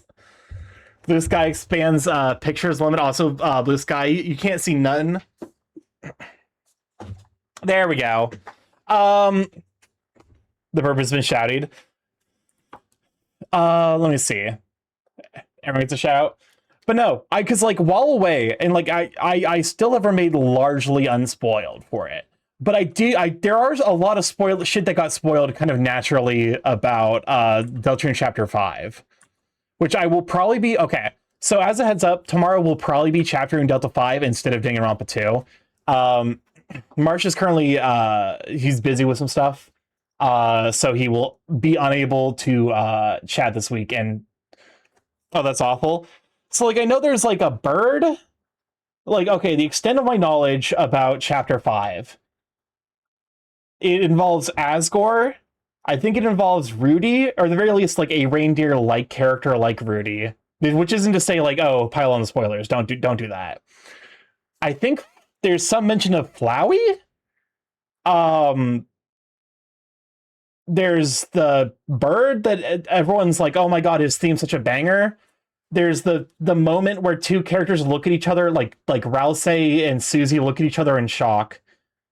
And then I think there is just based on the fucking reoccurrence, I'm assuming that it's like Mew Mew 2.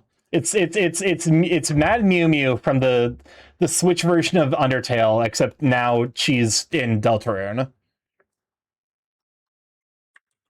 And I'm assuming she's like the secret boss or some shit. But yeah, no, so all of that has like kind of like popped up my speed naturally. I feel like Blue Sky has gotten a little bit worse with spoilers recently in a way that's like mildly frustrating, but like I don't actually care that much. I'm definitely excited to see more of Asgore.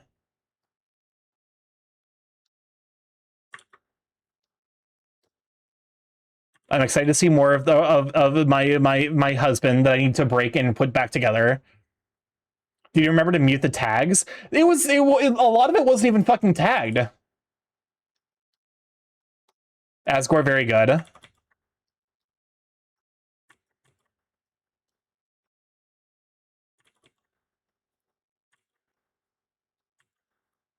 Oh, that's shitty. Yeah, it was really, really bad. Like it feels like especially after like, okay. So the Amazing Digital Circus finale got released on like the internet, and then I not within like less than 24 hours later, I was seeing spoilers for that, which has made me glad that I watched it the fucking day it came out. Like I'm like, okay, I need to make sure I'm watching this. I was wondering to get the weird time Starky need to rebuild his husband, and somehow that tracks. I was talking about Asgore, but also listen. I'm not saying I can fix him. I'm saying I can turn him into something that isn't broken. That might be the most fucked up thing I think I've ever said on this channel. That's up there in terms of fucked up shit I've said. Some of us love the theater. Speaking of chapter 5, do not post chapter 5 spoilers. You will be sent to the gulag. I'm going to start going to do his absorption vor and do some drone splitting. Listen. I feel like there's an archetype of people that I feel like would be happier as a drone, and I feel like Asgore is in that archetype. Can we play songs from it? I would rather not. Just because a lot of times the songs are like because of the like how common light motifs are in Toby Fox music, a lot of times it ends up being a spoiler. Starkey isn't denying the allegations. What the fuck do you want me to do? I'm not going to deny the allegations because, like, even if I did deny them, you guys would be like, "Oh my god, Starkey!" It's the vor thing where it's like Starkey's into vor, and then like it's like, oh, technically because it's a goo absorption. I thought for sure that this was going to be Snurch, Take Me to Snurch, but no, it's just Minecraft. Some sites are just poison spoiler-wise. Required viewing because of how prevalent the Amazing Digital Circus spoilers were the week of. Here's the thing. It's like the weeks where it was in theaters, not a single spoiler. The instant it comes out on, like the instant that it like becomes available on the internet, spoilers galore. But yeah, feel free to put in songs up to chapter 4 because I have played that far. I mean, you could always say you wouldn't want to do that to people, but fair enough.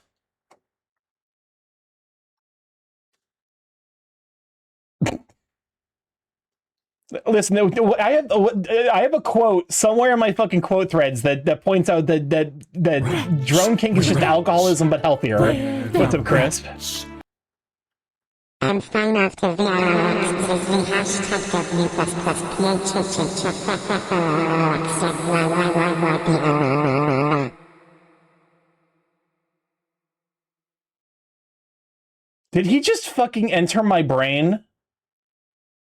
Crisp, how did you do that? Agreed. Would you rather your cord be flopping or rigid? I think we need to kill Crisp again. It's fine, probably. Pokemon Shadow Camel, good idea, Sweet Bean. Because I did some wild sounds there. I didn't even know Crisp would do that. Gumo, how's everyone today? I'm doing all right. Is Gumo like a... I'm assuming that's a grading of some description. I know Forest uses it, so... I'm trying to think like what's the Japanese, the mushy mushy? Crisp abstracted. Oh, that's what he ate, the cheese that makes you abstract, and he's abstract. He abstracted all over the place. But how you doing, Shadow? I'm doing all right. Currently still a little bit of sick. Still dealing with a little bit of ich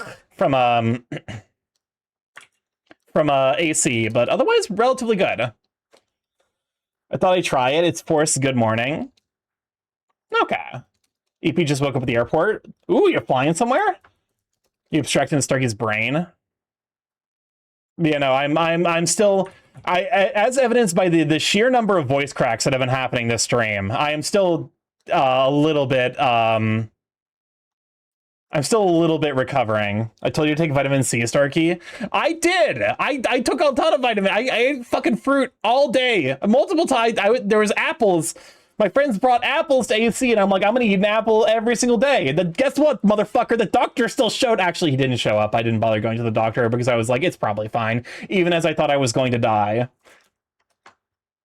Going to the US, 39.5-hour total trip, currently on first transit, which is 13 hours, mostly done. Hell yeah. What's bringing you to the States? Why are you coming here? The States is not a good place to be right now. I'm mostly out of concern for your safety.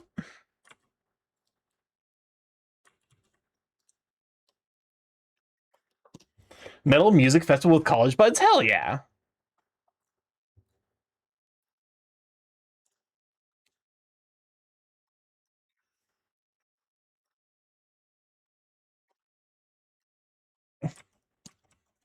Isn't she wonderful? Isn't she I like the lady on TikTok who starts the video with ni hao hot shit.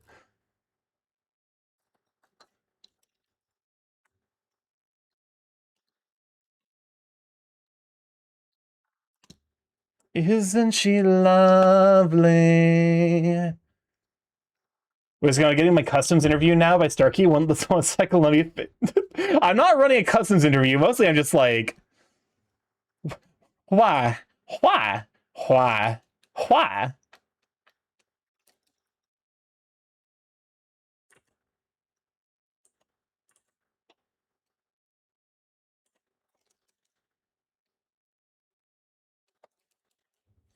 I still feel effects of in percent of my ears days after my cousin's wedding. The bass was so loud. Oh no.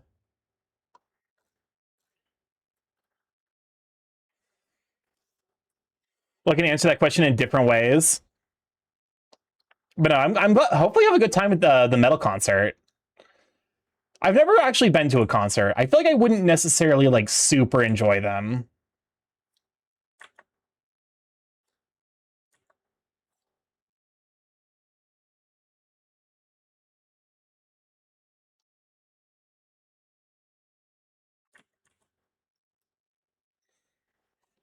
Fun fact, banana propaganda is the epitome of everything I hate.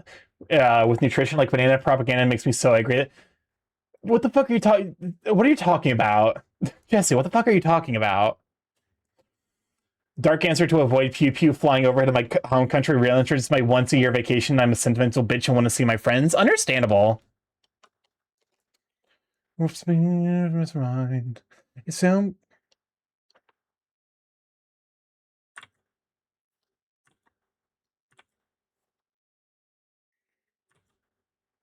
Last concert I enjoyed was Good Kid, one they held a month or two ago. I've never been to a concert. I don't know. I struggle with like really loud noises, so I imagine the concerts probably aren't me. Hey, why isn't the name of the video playing right now named "Isn't She Lovely? Amazing Digital Circus AMV"? Don't worry about it. It's fine.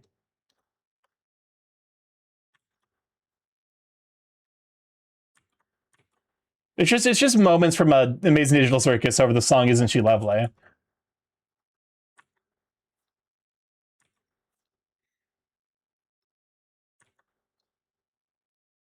And there's no deeper meaning whatsoever.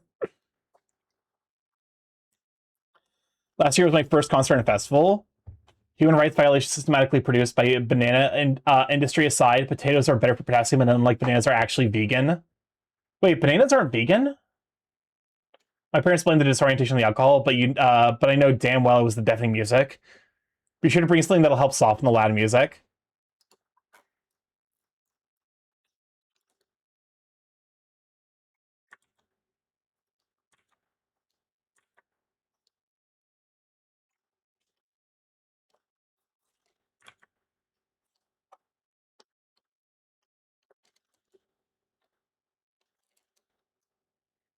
They use crushed shells to make preservatives on the banana peel sometimes. I mean, that's a side product. That, you know, I feel like it doesn't necessarily like disqualify the bananas themselves from being vegan. But then again, I don't really understand veganism.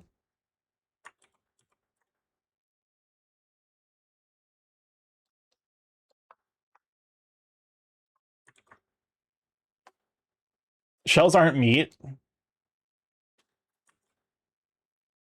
Well, the idea of vegan is that you can't use any animal products whatsoever.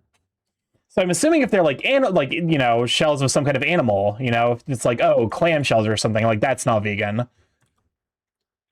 But then that also expands to shit like honey, where objectively speaking, bees provide like bees just straight up give consent.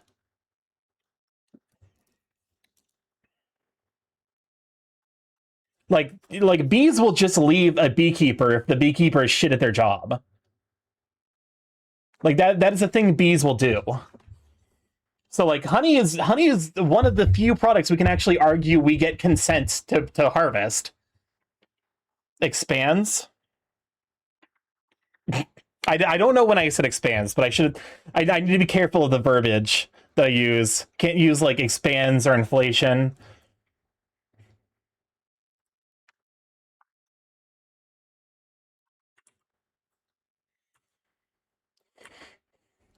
Is it wild that some vegans try to argue? It is wild that some vegans try to argue honey is bad.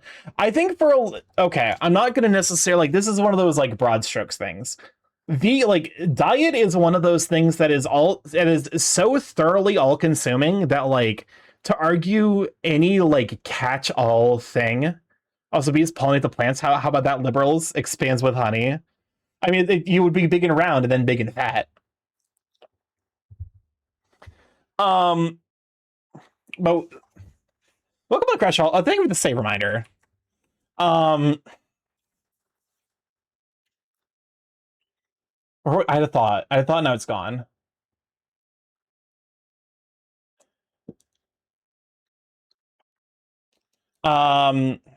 Expand Starkey with honey and pollen. I mean, I do have the bear version of Starkey, which is StarkyMorph. Where the rats? Starky, great news. We just started our first StarkyCon, with you as our host. Will you make opening speech for this week-long con in the lab? StarkoCon? Oh, that's right, I was talking about vegans. I think honey would be permissible for veganism, but that doesn't change the fact that bananas can technically fail the vegan chicken are full of lies of other calibers as well. I think that there is an amount of like honey morph, and this is it's just a real life Starky. I mean, I am technically a bear. I have a bear build. There is a subset of people who haven't done the work to kind of unlearn the religious trauma of their childhood, and so turn every single thing in their life into like a purity measure. And I feel like a not insignificant number of vegans online are that, where they establish veganism as this moral imperative without looking at the systems that make a vegan lifestyle impossible, and then use it as like an impossible kind of value test. Because like if you are like, there are people out there who lead a vegan lifestyle not for any the ideology of like trying to save animals, great. as long as you're not using it to batter humans. That's perfect. I'm 100% with you. But there are people who purity measure. Basically, it's like there are people who look at anything that falls outside of what they have like created as the like absolute set of rules and ran with it in a way that's like genuinely destructive. Like the people who have like vegan cats and dogs, like that is just straight up animal abuse. Like the you know, like you can't, like these are obligate carnivores. They need meat in order to exist and function.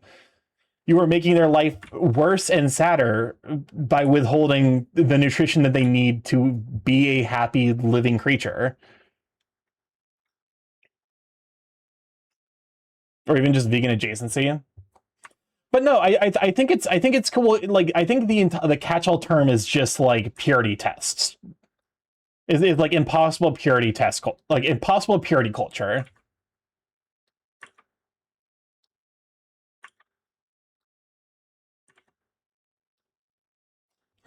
The lion, they somehow got to eat tofu and it was just the most abused animal ever. It's like the Futurama joke of the hippies that made a lion vegan by feeding it only tofu. Yeah, it's that level of shit where it's like they're like that. As much as that is a joke in Futurama, that is now honest to God things that people do with their pets. They're like, yeah, no, my cat lives a vegan, like lives a vegan lifestyle. And then they're like, look, like I'll put down their normal food and then like meat. And of course the cat's gonna go for the meat. The cat is starving to death. This is a real thing that happened. It's like it is, and that's why in my mind, like the hostile vegan thing is like, okay, there are people out there who genuinely they're vegan because they genuinely believe that they are having an impact and they are saving animal lives. That's great. As long as they're not using it as like a like vocal bludgeoning tool for humans, I do not care. Like genuinely good on you for being the change you want to see in the world and for helping fund vegan options like the impossible meats, which are great alternatives to like traditional farming stuff. Question, is human flesh vegan? I don't think it is. I quite understand how people can deny their evolutionary carnivoristic traits even when you make a mushroom taste genuinely like a steak. I saw that with a fennec fox and I was sad. But it's that shit that kind of rings in my mind that like this isn't actually about helping animals.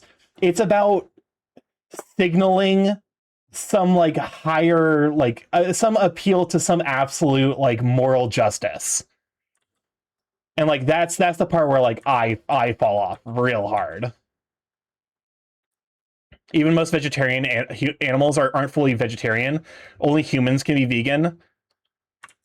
And here's the funny thing is like a lot of the stuff that like the vegan lifestyle actually causes a lot of devastation to like local wilderness to maintain.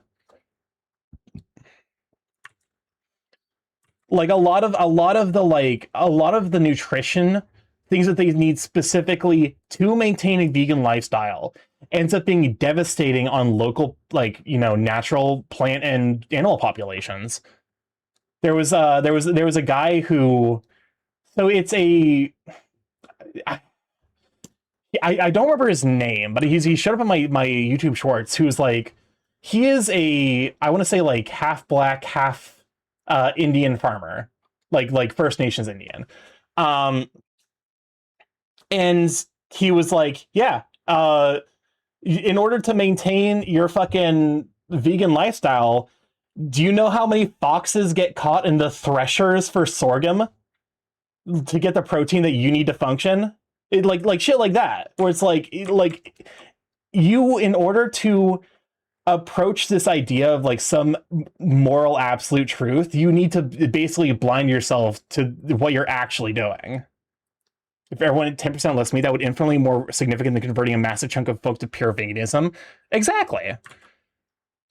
And like making it like, and it's like there's and like part of my like idea of like, oh, it's not actually about what they're doing. It's in part the like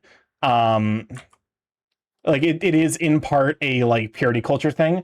Is there are people who are vegans by necessity. their body just like lacks the enzymes to properly digest meat, so they live a vegan lifestyle. But a lot of the times vegans will get really upset with that because these people will be like, yeah, I wish I could eat meat, but you know that my body just doesn't like it.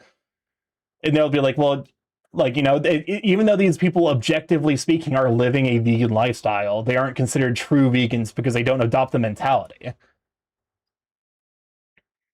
And I think that's the thing. It's like a lot of like there's not necessarily like a cultish element, but there is like a like thought policing element to it that I think like kind of passes the like it fails the sniff test for a lot of people. Vegans argue that meat is murder, but we know damn well that plants kill us for the fun of it. Look at the most dangerous tree. The manchineel will poison us if we hide under it when it's raining. Also, like especially because there was actually a study found, and yeah, it turns out plants feel pain too. We've proven actually. Fun fact, actually, yeah, plants demonstrably feel pain.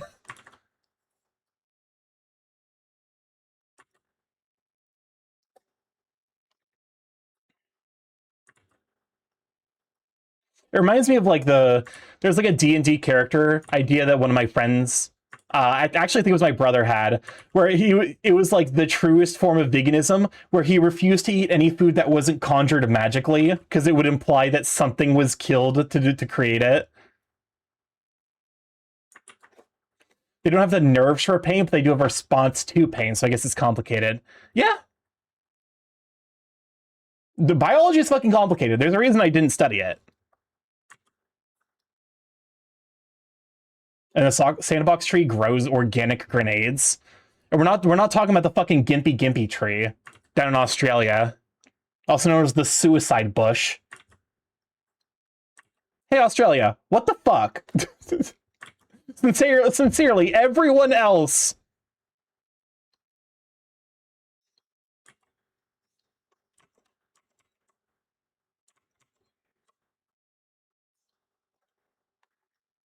To be fair, Australia is also probably like, hey, what the fuck is why is everything the way that it is? They say dodging huge scorpions. Finding all that protein, beans, legumes, and other limited sources. One YouTube animator mentioned being vegan, like basically said to not waste the meat you buy at least, and I find that based because food waste is kind of expensive. Yeah, it's you know, I think like the fact of the matter is that like I think that there's a level of like if these people actually cared about this idea as much as they say they do, they would be okay with incremental change, you know? But the fact that it's an all or nothing thing is in part like kind of what drives people away and makes it so so off-putting. The Gimpy Gimpy bush grows glass spines that stay in your body for years.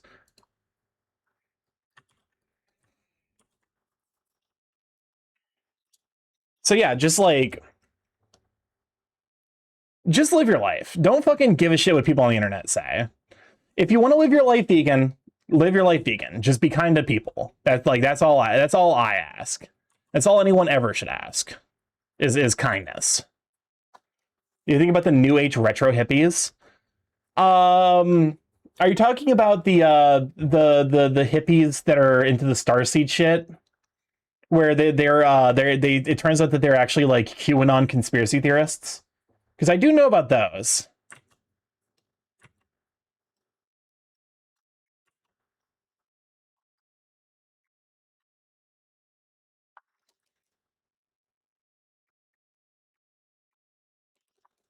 And the water of hemlock will kill you even if you drink milk from a cow that ate the plant. Earthbound enemy. Oh yeah, I need to play Earthbound at some point.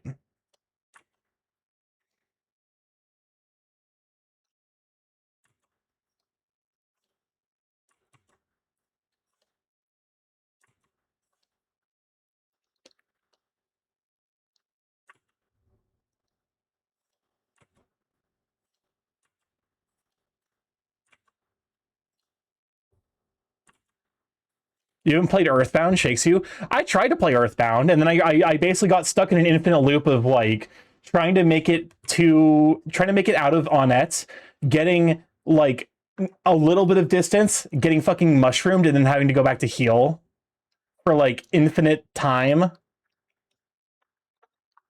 Because it's from that era of like RPGs where like grinding is kind of expected. At least that's like kind of the vibe I get.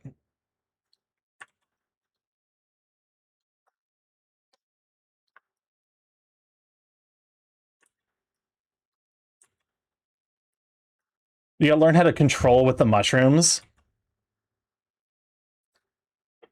Well, the mushrooms just drain your fucking HP so quickly. Then, like, why would I like, A, the controls are fucked up, but also, like, I'm taking a ton of damage from this fuck-ass mushroom. I mean, you'd stock up, like, an entire fucking, like, buffet in order to make it to the next town.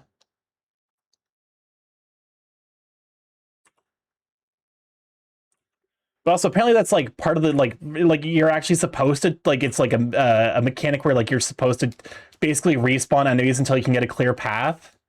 I don't know. See previous comment, I have not actually played, what is going on here?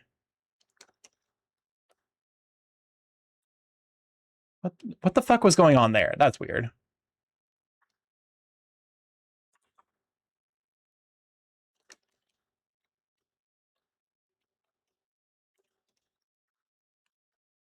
Wait, hold on. Back to veganism. One last thing. How vegan are the coffee beans that get pre-digested and shed out by elephants? I thought that those weren't elephants. They were not servals. Oh, are they servals? No, servals are the cat things.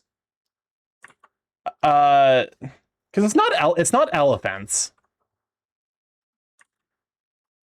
Fuck. Like, I know what you're talking about. Bears. The coffee barista from to be fair, there are a lot of weird coffee bean things. The coffee barista from XXL Wolfias is the species. I can't remember what it is. Civet, that's it. Civet coffee. Yeah, civets are the ones that eat coffee and then poop it out, and I think that like civet poop is like super duper expensive. Is it like in some way refines the coffee? I don't know.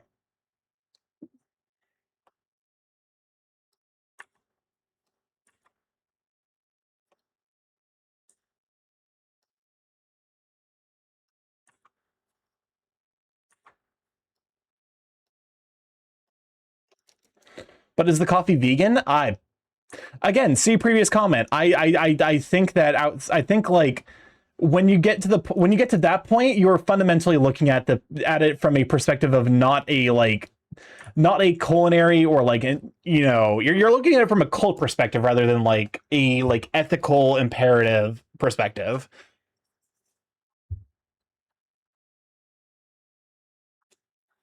Is that like maybe unfair? I don't know.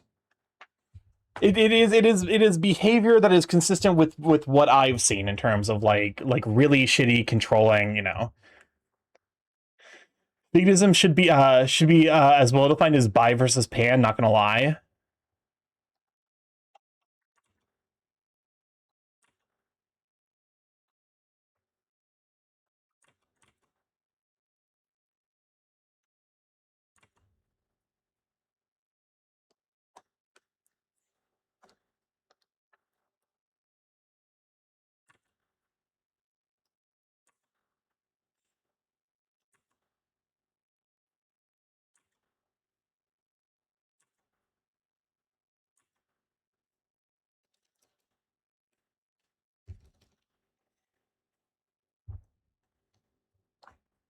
Okay.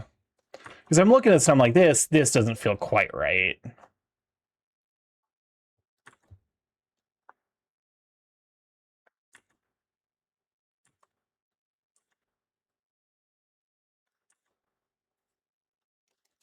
Something like that.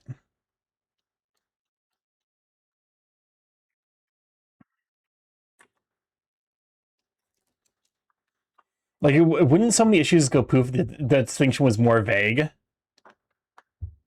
Probably not, because again, you have to like evaluate veganism from the perspective not of like a like internally consistent ideology, but more from the perspective of like this is a means of like controlling and feeling superior.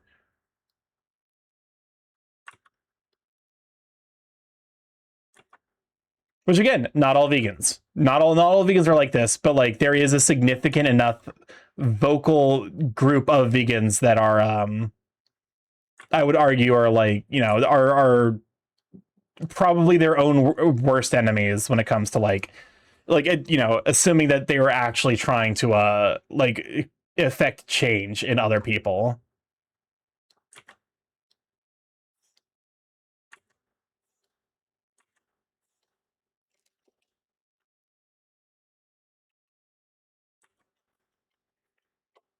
All right.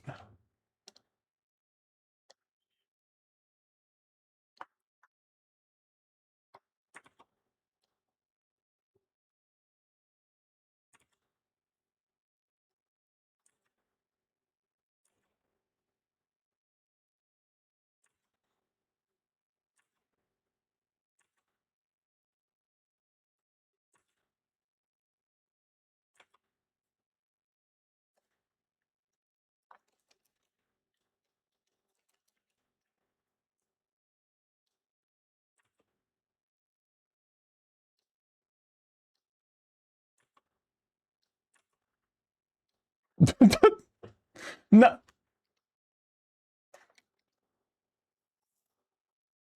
I didn't realize that that her name was spelled Shathid, which I looked at it, I was like, shithead, what the fuck?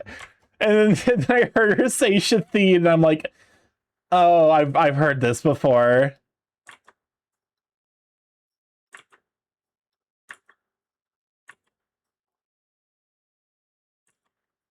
I forgot about the black flip.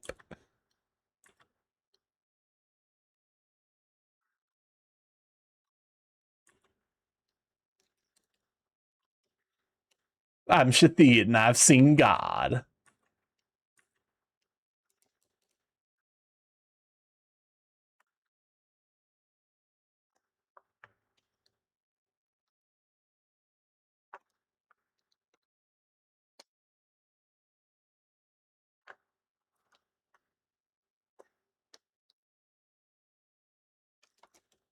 She's a mood.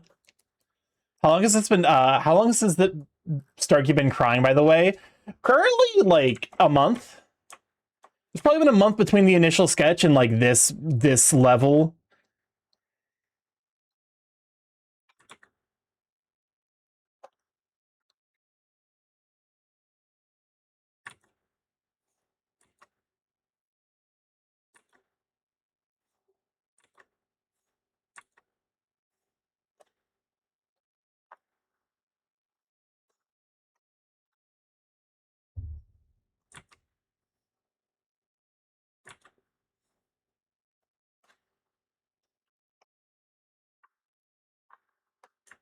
Welcome on in, Orion. Glad to have you, Sweet Pea. Get a shout for Signal Orion. Welcome back, Burp. I'm glad to be back.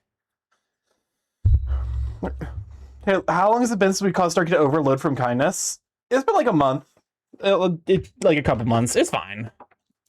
It's not a challenge. But how you doing? I'm currently refining a sketch.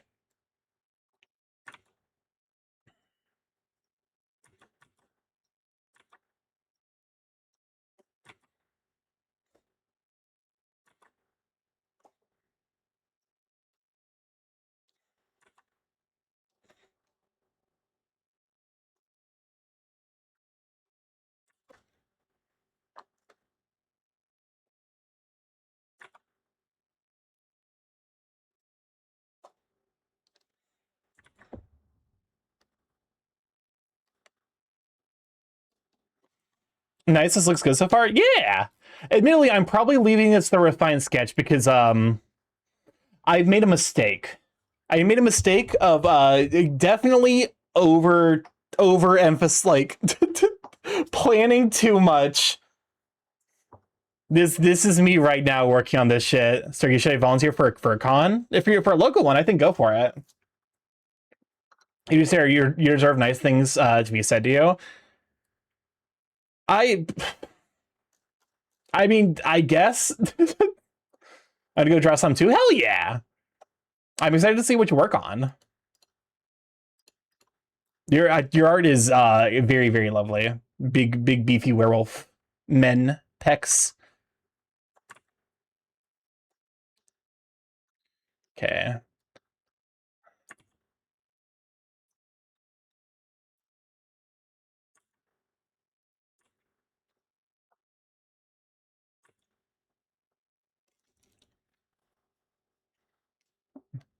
This is why we refine the sketch.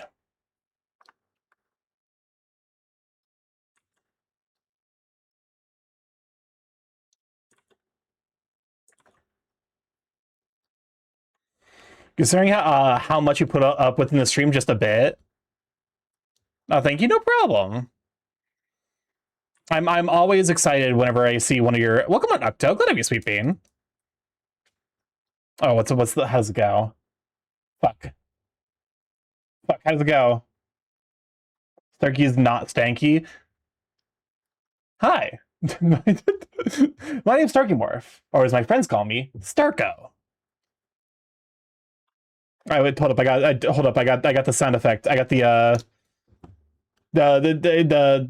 post me saying that sound effect. There we go. If you were also on early YouTube, you recognize that song, and I'm sorry. I'm gonna go lurk, but keep up with this piece for sure. I'm hoping to get this piece, like the rough sketch done, and then I'm probably just gonna post it because at this point it's been sitting here for like a couple of months.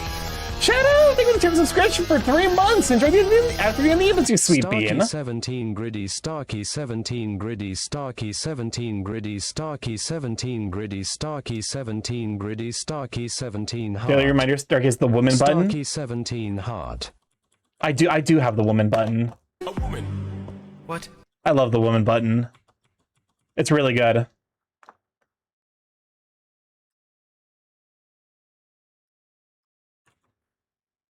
What does this No problem. Happy to be do? here. I appreciate you for hanging around. Please, do not push the button. You have no idea what it... It's like, for me, streaming is like it's never been. It's always just been about like the social aspect. So like I appreciate people who hang out regardless of whether like, and like, you know, if you're a lurker, I appreciate you too. Like you don't like it. There is a social aspect to it where I'm like for me, like chatting, I guess is the best way I know like if people are enjoying their time here. Which like I know people like will hang out here even if they aren't like, you know, if they're lurking or whatever. But like I appreciate that out of the lurkers too. Because like Lord knows that like a lot of I like the what's it called?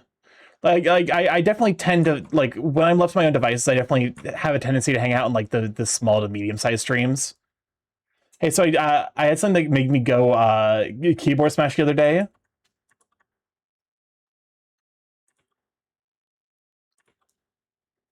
What happened?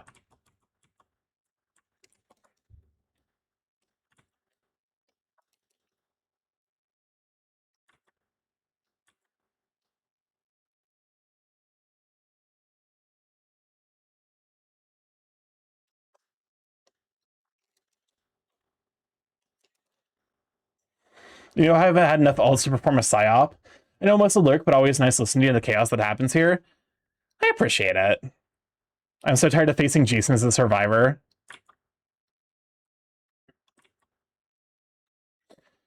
I think like isn't Jason regarded as being like one of the better like release date designs?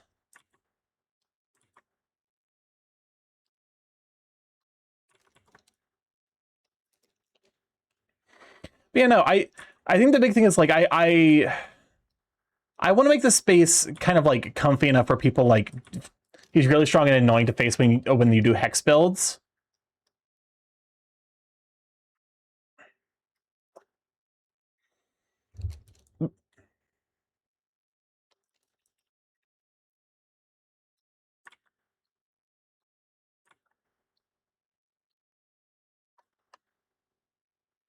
But no.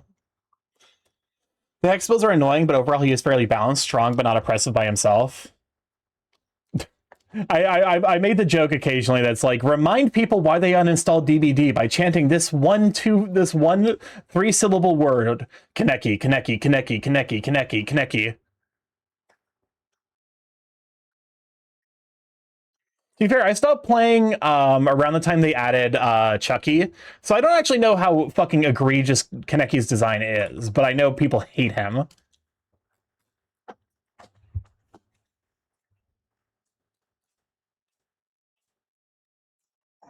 Kaneki is like a blight, but you don't need to try. I'm about to say some shit that might be controversial. I think Blight has had a worse impact on Dead by Daylight. Like, I think Blight has had a worse impact on Dead by Daylight map design than any other killer, including the nurse. I think the nurse has had a significantly more like reasonable impact on like map and palette design than the Blight. Which is funny because Kaneki has been tuned down pretty far. The swamp maps still fucking suck.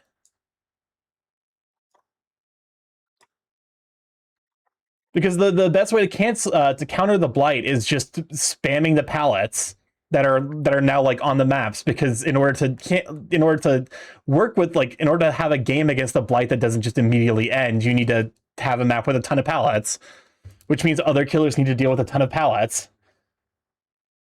Yeah, Dizzy has a strong opinion about some of the killers and such.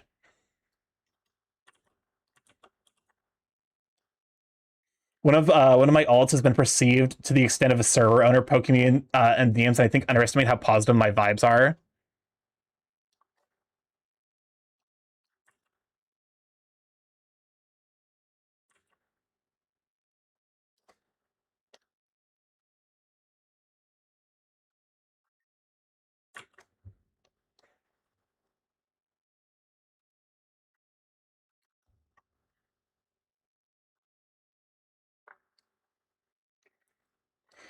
But yeah, no. Because like the best way to play around Nurse is like just distance. So she actually does she doesn't place as much of a impact on palette design as the Blight does. But the Blight places a fuck ton of pressure on palette design. So they took the answer of putting 1 million palettes in the maps, and now so the weak killers are struggling more. Oh, of course. Oh, Shanna, what is this? Is this because I know that there was a the meme that was like the high glucose glyphosate the high quality glyphosate, and this feels like the attempt to recreate that. But no, like because like I said, like I think palette design has been negatively impacted the most because of Blight. Where like I feel like the fact that like there's Blight and then also the nurse, like that's is Nurse the one of the best killers in the game's history? Absolutely. I'm not gonna like deny that, but also I think she kind of bears a lot of the force of Blight's design impact as well.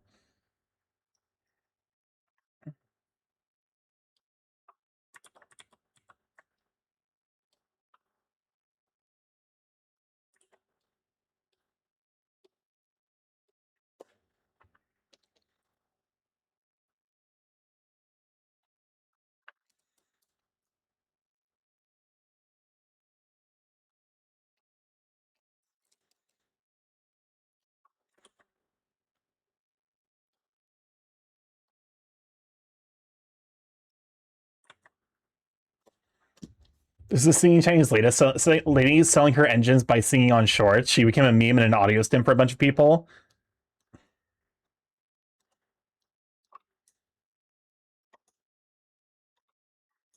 I hate that like my primary audio stems are dumb shit from the bread bank.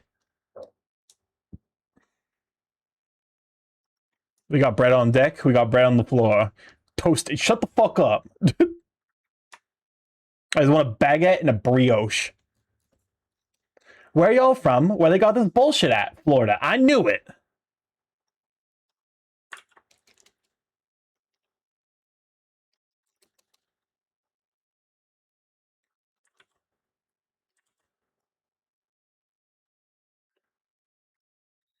Because if they rework Nurse to not do what she does, they're going to have to buff at least like 30% of killer perks.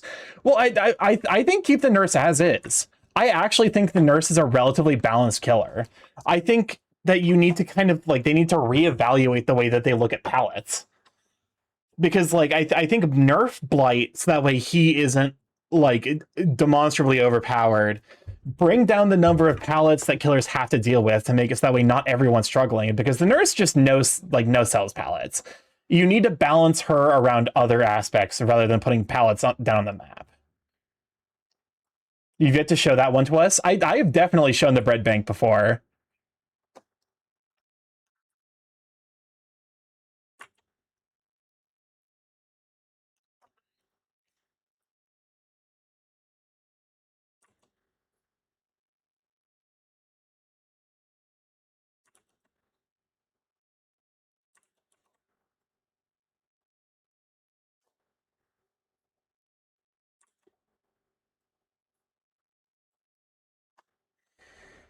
But like I think all things considered, the nurse is like relatively fine in terms like design wise. But like you know, it is a like load bearing thing where like there is so much shit that like players need to deal with as survivor against other killers that like when nurse comes along and no sells like the thing that people are building their entire like character around, it makes them frustrated. It would be easier for them to put an alternative objective that allows for more counterplay. Oh, for sure. Don't get me wrong. I'm of the opinion that like at its base level, like DVD kind of needs to be smashed into pieces and rebuilt from the ground up. I think fundamentally the game has like design flaws that just aren't going to be fixed by like reevaluating character design. And I think the fact that Jennies are like such a fucking nothing of a like a nothing factor is like actually like one of the biggest issues. And kind of why I'm excited to see where the because the Saw game actually looks really fascinating.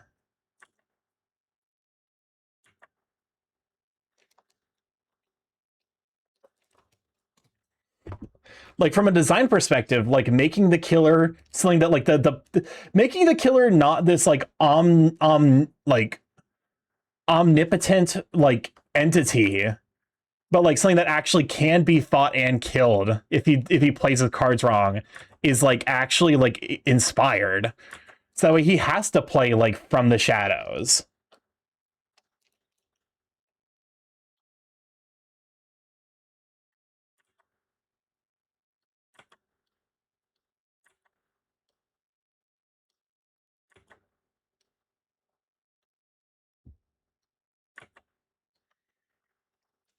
Anyway, I get internally keyboard smash whenever I'm perceived in a scenario I don't expect.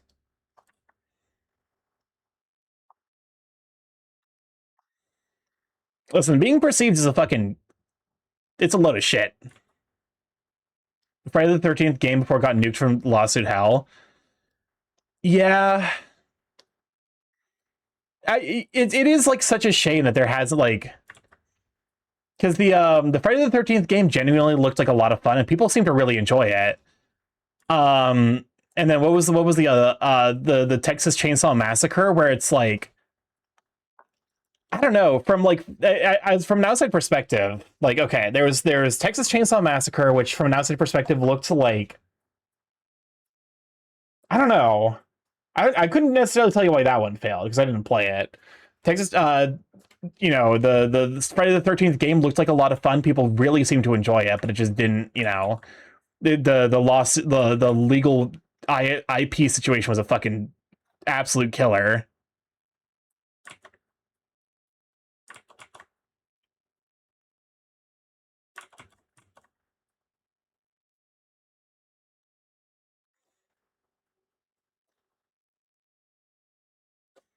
Texas Chainsaw died due to the lack of updates and balance patches. The devs kind of killed it by not doing anything in a timely manner.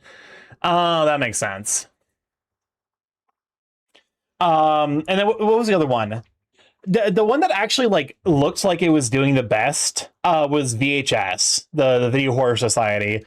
But unfortunately, that one was an indie project that didn't really have like the financial backing, so it kind of needed to get sunset. But like people still talk about it very fondly. VHS got doxxed for over half a year. Wait, what? I wasn't aware of that.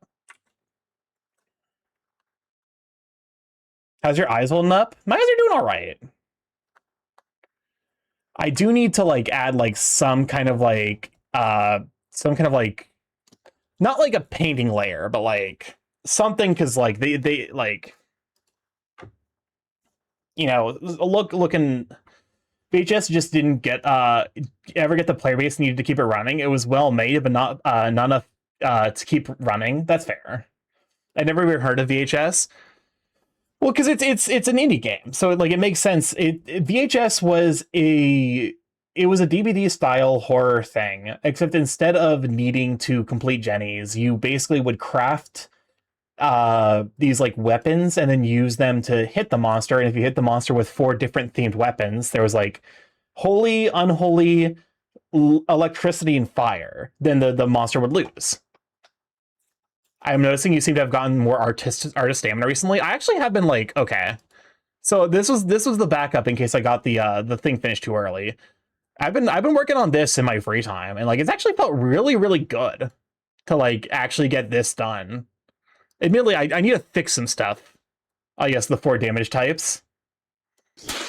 Oh, who pooped my pants? Thank you for the follow. Welcome to Let's Check. Glad I'm you, Sweet Bean. It's fine. It's kind of low angled. But no, so this is the proportion I'm going for.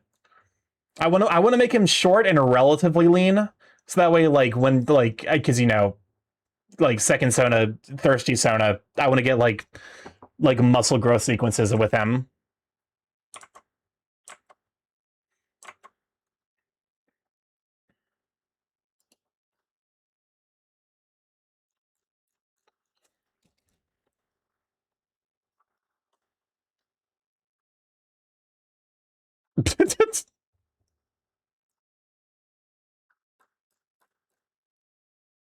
This is I think I did a good job on the pose because I'm still fucking laughing at it.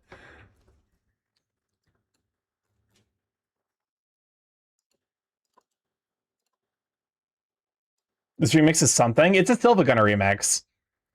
I'll you know what? Silva Gunner remixes are kind of the backbone of the internet at this point, and I'm fucking here for it. I love Silva Gunner.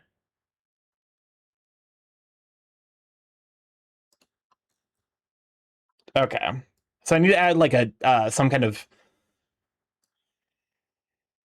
I'm probably just gonna use like the primary colors of the various Sonas.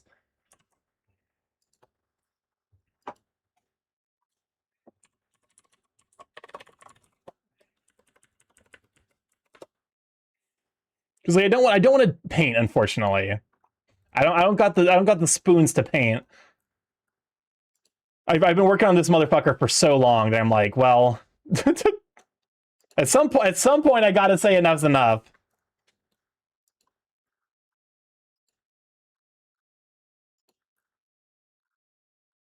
Oh, there we go. Okay, so we're looking kind of like a brownish.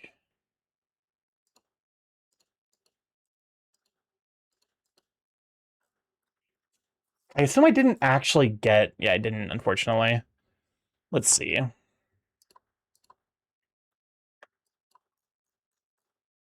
Oh, that actually works out perfectly. Also, it was fun watching GDQ. GDQ is always like, GDQ is always a fucking bomb ass. Like I love GDQ. I wasn't able to watch all of it, but it was definitely like, it was fun watching. Like there were certain games that showed up that I was not expecting. Like seeing Rip to the Necrodancer get a showcase, I was like, what the fuck? Because it's not a speed game; it's a rhythm game. But it was definitely cool to see someone who's like super duper like, you know, experienced with that game kind of go off.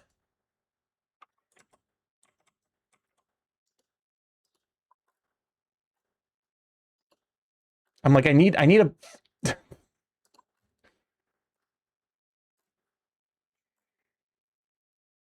here.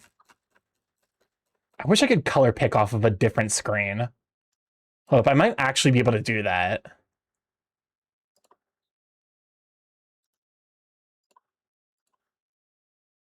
It is, unfortunately, I don't think able to do that here. That's going to be the color we choose. They cut off their sponsor section with SNK, which I'm glad for. That okay, I was like with the news of certain problematic people dying yesterday. I was kind of looking at I was looking at the fuck, what's it called? What's it called? The like trending tab on Blue Sky, and seeing people like, again, it was weird seeing people being like, "Oh, how could I need you to know how could this have happened?"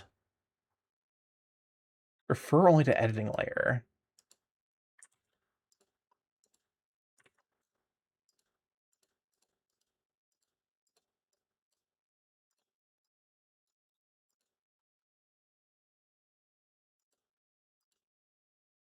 What the fuck?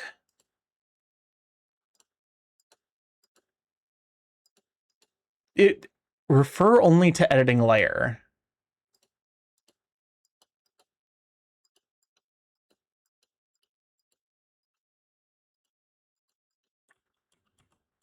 What is happening? Why is it doing that?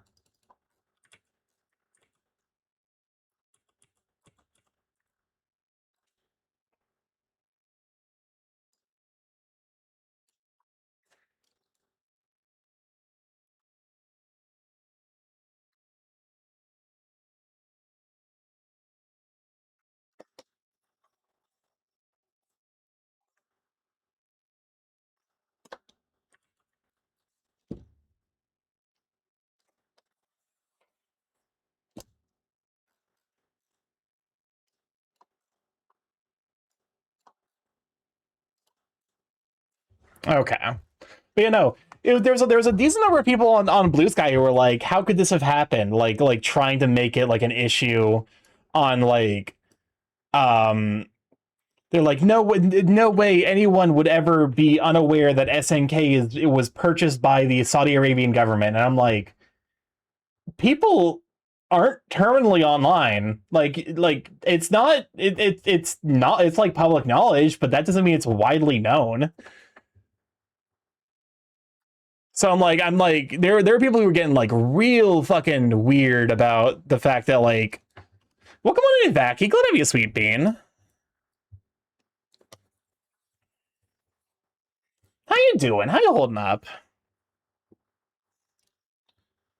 It was so good to see you. It was so good to see you too. All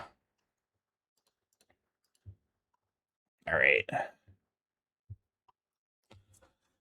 Hold up, I gotta cough real quick because I got the gunk built up still, so I gotta mute myself.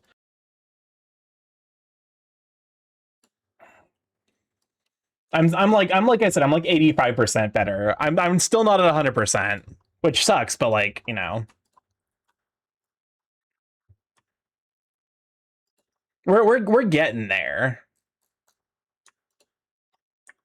Welcome on in, Ilianos. Gotta be a sweet bean. Here to shout out for Ilianos. New primo grade #1 streamer Fops. How you doing now? How goes the art? It's going all right. Currently have let's see. That's not right. We have let's see. I'm currently working through the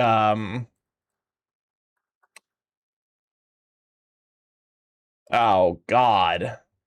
Okay, so I think I fucked up the ordering because this is supposed to be a higher layer. It's fine. I'll swap the order of the folders and it'll work.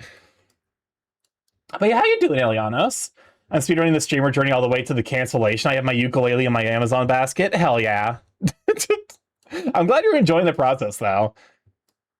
For like, there is a lot of streaming. Admittedly, like it is the perpetual struggle of like. It's funny seeing someone start their stream journey nowadays with like seeing all the like the perpetual stuff where I'm just like, yeah, no, that happens.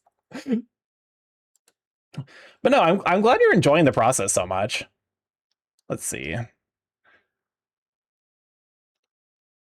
need to deselect some amount of stuff. But you know, art's going relatively well, all things considered. I am pleasantly surprised with how this is turning out. I definitely there's definitely times where I feel like I can feel my art skills level up, and I feel like this is definitely one of them. It's not, you know, there are certain things about this that I'm still not like huge about. Like this shoulder, I'm not like I don't know about that. But like I'm also like giving myself fucking nightmare poses, and also hold up. Like when I have a more traditional pose to work with, I actually feel like I do a relatively good job. It's more because GDQ works with games and gamers, which demands it as a thing on the industry's pulse. Them not knowing the SMK situation sort of exposed both their lack of background checking and them not being properly in touch with the industry. Yes, it's coming along nicely. Yeah. It's like I can get why people are mad that it happened, but I think in terms of like shit that like there are people out there who are demanding like some like deep investigation where I'm like this makes sense. Like this is one of those things where it's like, is it bad that it happened? Yes. Is this like some fucking tragedy that like demands like a you know Mueller report style investigation? I don't know about that. They did the right thing, and honestly, like they did so much the right thing that it clearly pissed off SNK. Because like the video of the GDQ run is now deleted from SNK's YouTube channel. So like, you know what? Props.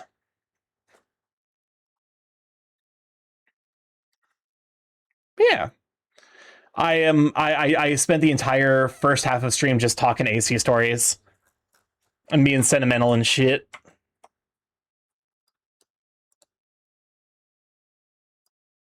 Since we're in the back half, I'm gonna go ahead and disable song requests. They gave a proper, yeah, they gave like an actual apology. They gave an actual apology. They canceled the shit midstream. Hold up, I'll let this one play out and then I'll go to the backup queue.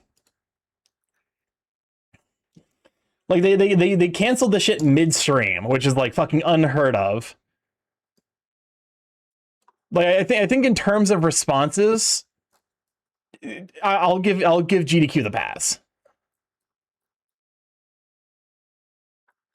Okay, here. Now we need to add another layer here. New layer. Invert selection. Son of a bitch. Why? Okay. Refer to only... Why are you referring to layers other than the editing layer?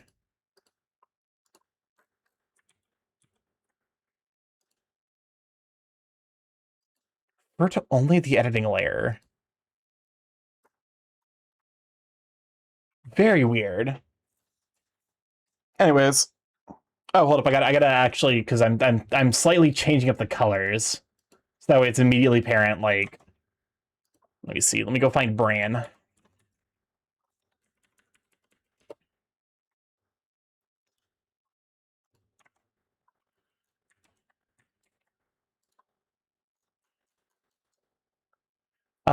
Orange.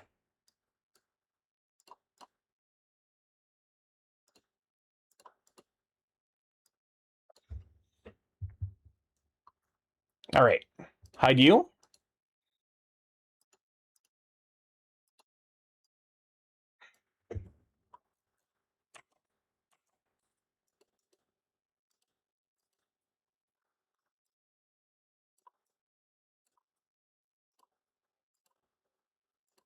Color select. I will probably come back to this at some point and like line it and do all the usual stuff that I do, but I'm not doing that. Like, I need to work on some personal projects, like, to keep my motivation going. And current personal project, Shark. Let's see. Also, it's like my second attempt at like character design, which is not something that comes naturally. So like I need to give myself time to be okay with futzing around with that. Oh shit. There we go.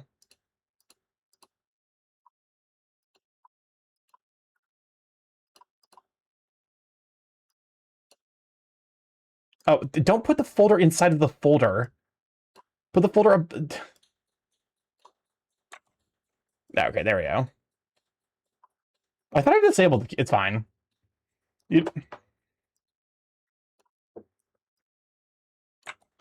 Okay.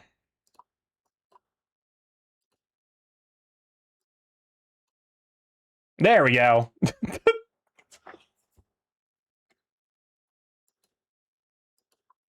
Folder and a folder and a folder and a folder and a folder and a folder and a folder and a folder and a folder and a folder and a folder and a folder and a folder folder folder folder folder folder folder.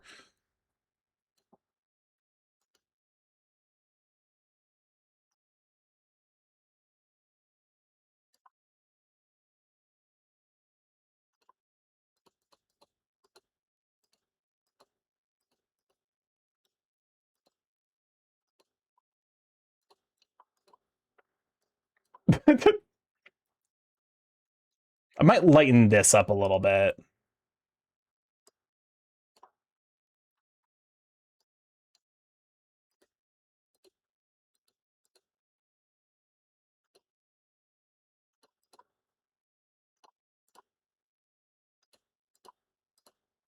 Well, come on, Casper House. That'd be a sweet bean. I hold up and then like desaturate this a little bit.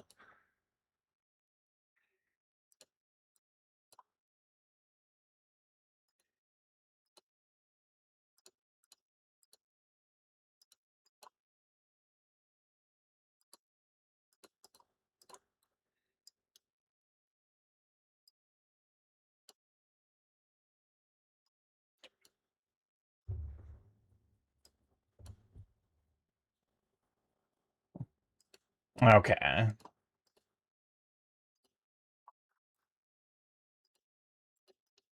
There we go. Thank you for the save reminder.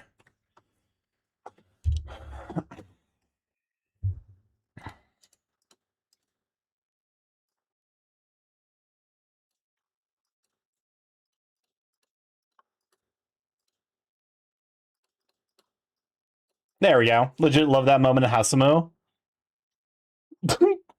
Wait, which one? Oh, I know exactly what you're talking about. All right.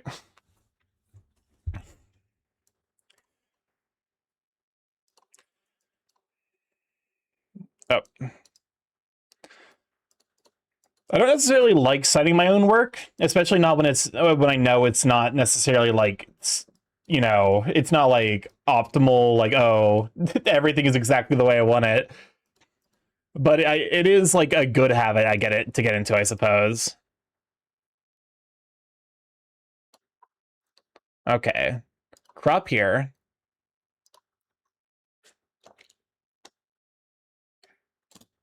I could sign his ass. I am the keymaster. I will unlock your ass. No.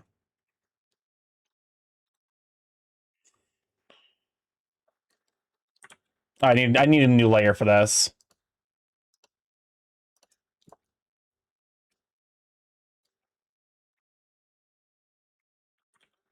The legendary ass keyblade. The chastity cage, but on the other side.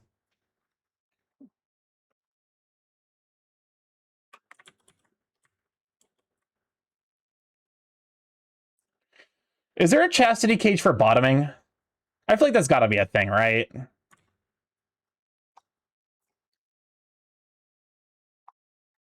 I feel like this is a question that I'm asking, but I definitely do not want the answer to.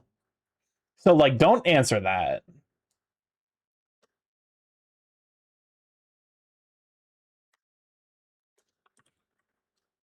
No idea, I'm afraid of the answer.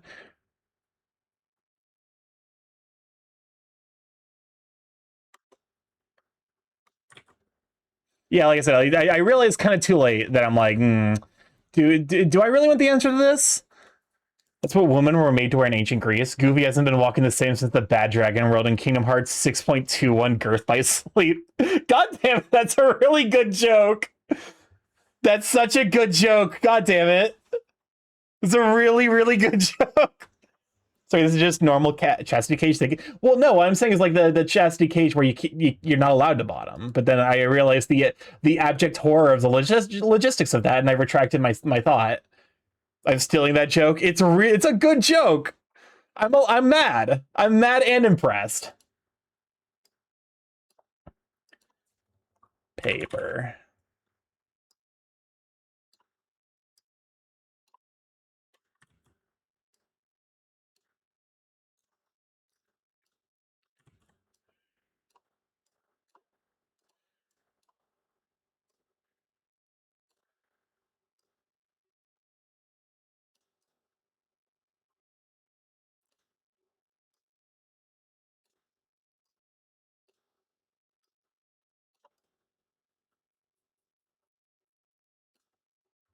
All right, burps. See ya. Welcome on, Brian. Glad to be Sweet Bean. The Morshu world.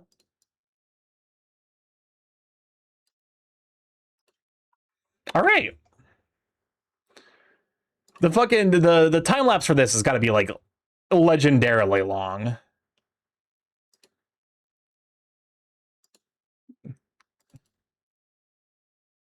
Okay, so this is not June anymore. This is July.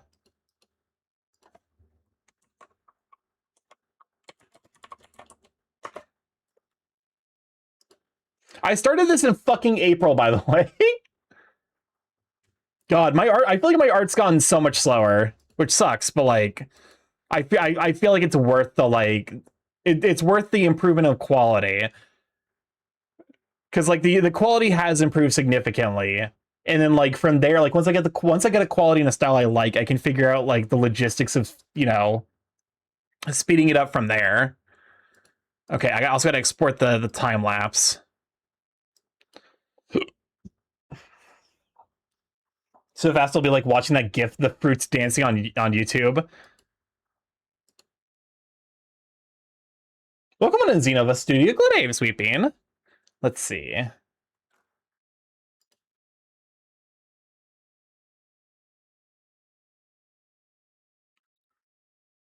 always find like the time like watching. I need to watch other artists' time lapse to see like what they do.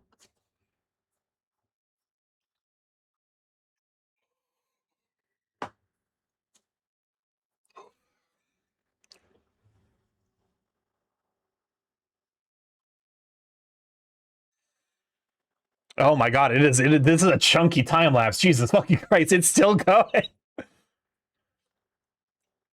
To be fair, this is probably the longest I've ever spent on one of these things, outside of like the one I did for like Pop Mutt for his birthday last year.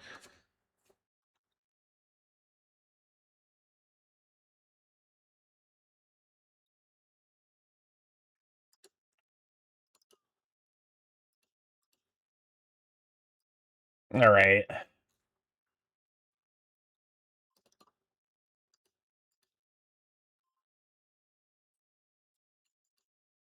Why the fuck did I make the time lapse a window capture? What is wrong with me? Oh no, here it is.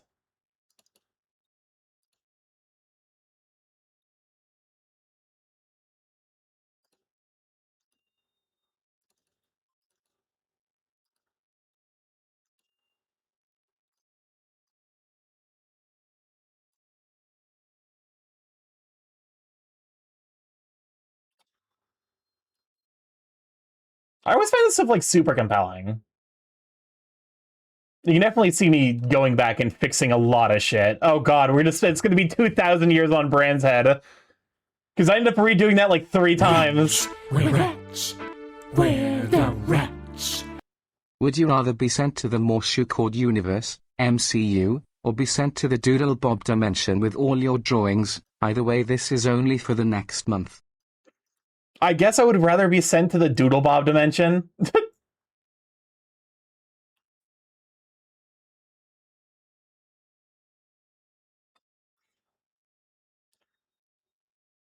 Yeah, the lining doesn't take any time at all. I guess to be fair, like it's mostly because I'm refining the sketch. Even StarkyMorph. I don't want to know what the Morshu Chud universe is. So I'm gonna skip that one, I think. But no, we got like 15 minutes left. I think I'm gonna wrap up stream a little bit early because I'm still not 100%.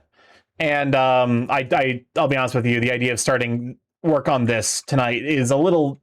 It's with 15 minutes left, I feel like I would get nothing done. So I think we're gonna wrap up a little bit early. But thanks for stopping by. Hopefully you guys had a good time. Thank you for the stream. Well, thank you for hanging out on my the return stream. I definitely missed streaming for y'all, and like it was kind of killing me last week where I'm like, I want to stream. I miss chatting with everyone. I miss having y'all around, but like knowing that I shouldn't for my own health and well-being, you know. But no, I'm glad. I'm glad so sincerely that like everyone was able to, you know, stop by and hang out again. I'm like, we could raid over to Juice. Juice has been because I actually ran to Juice at AC and we've been chatting a bit. Juice is actually like super duper sweet. He's a creature. He's very creature coded. He's very chaos like frapper coded, and I appreciate the heck out of him for that. Let's see. I probably should have raided to a Thunderfang member. Let's see. The question is, who all from Thunderfang is live? I see Bran. We ran into Bran. We ran into Bran before AC, so he's definitely. Actually, we could raid over to the sea. Oh, Mapleborg was also at AC. See, Mr. Brandoom. We raid over to Crudberry because Crudberry was at AC. See, Evo's live. Let's raid over to Deej. Deej checking very sweet creature. I've clicked. Oh god. The I clearly hasn't streamed in a week is fucking hitting me, and I'm not able to copy my own raid message. I keep clicking on shit and it's breaking. Anyways, let's raid over to Crudberry. But thank you for stopping by and sticking around. Hopefully you guys had a good time chilling, watching the art, catching up with all the AC shenanigans. I love you guys so much. There is an element of like scariness of like even though I don't I don't stream for like the cash or the numbers, there's always that scary element of like I taking time off and then not being sure coming back if people are going to be like, it's like, oh, they found someone that is more their vibe while I was gone. And like, that's a scary idea, but I mean, I would still be streaming regardless. It's just, it's nice to come back and know people are still excited to hang out and talk and stuff. And that's cool. I'm still a little sentimental, I think. We got the YouTube, like to catch them on the VODs there, see what we've been up to. I realized I was fucking dumb and didn't upload the Danganronpa stream before I went out. So that's the most recent Danganronpa stream is now available on YouTube. We got the Discord, if you'd like to pop in there, say I'll the Sweet Beans, see the Curse Count the Sweet Beans post. We have a coffee sponsorship. If you'd like to pick up some coffee from Dragon Roast Coffee, discount code StarkyMorph to get 10% off and get yourself some really good coffee. And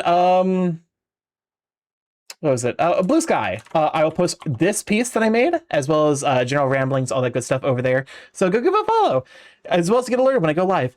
I love you guys to bits. I will see you tomorrow with either Danganronpa or Deltarune Chapter 5. See you then. Bye!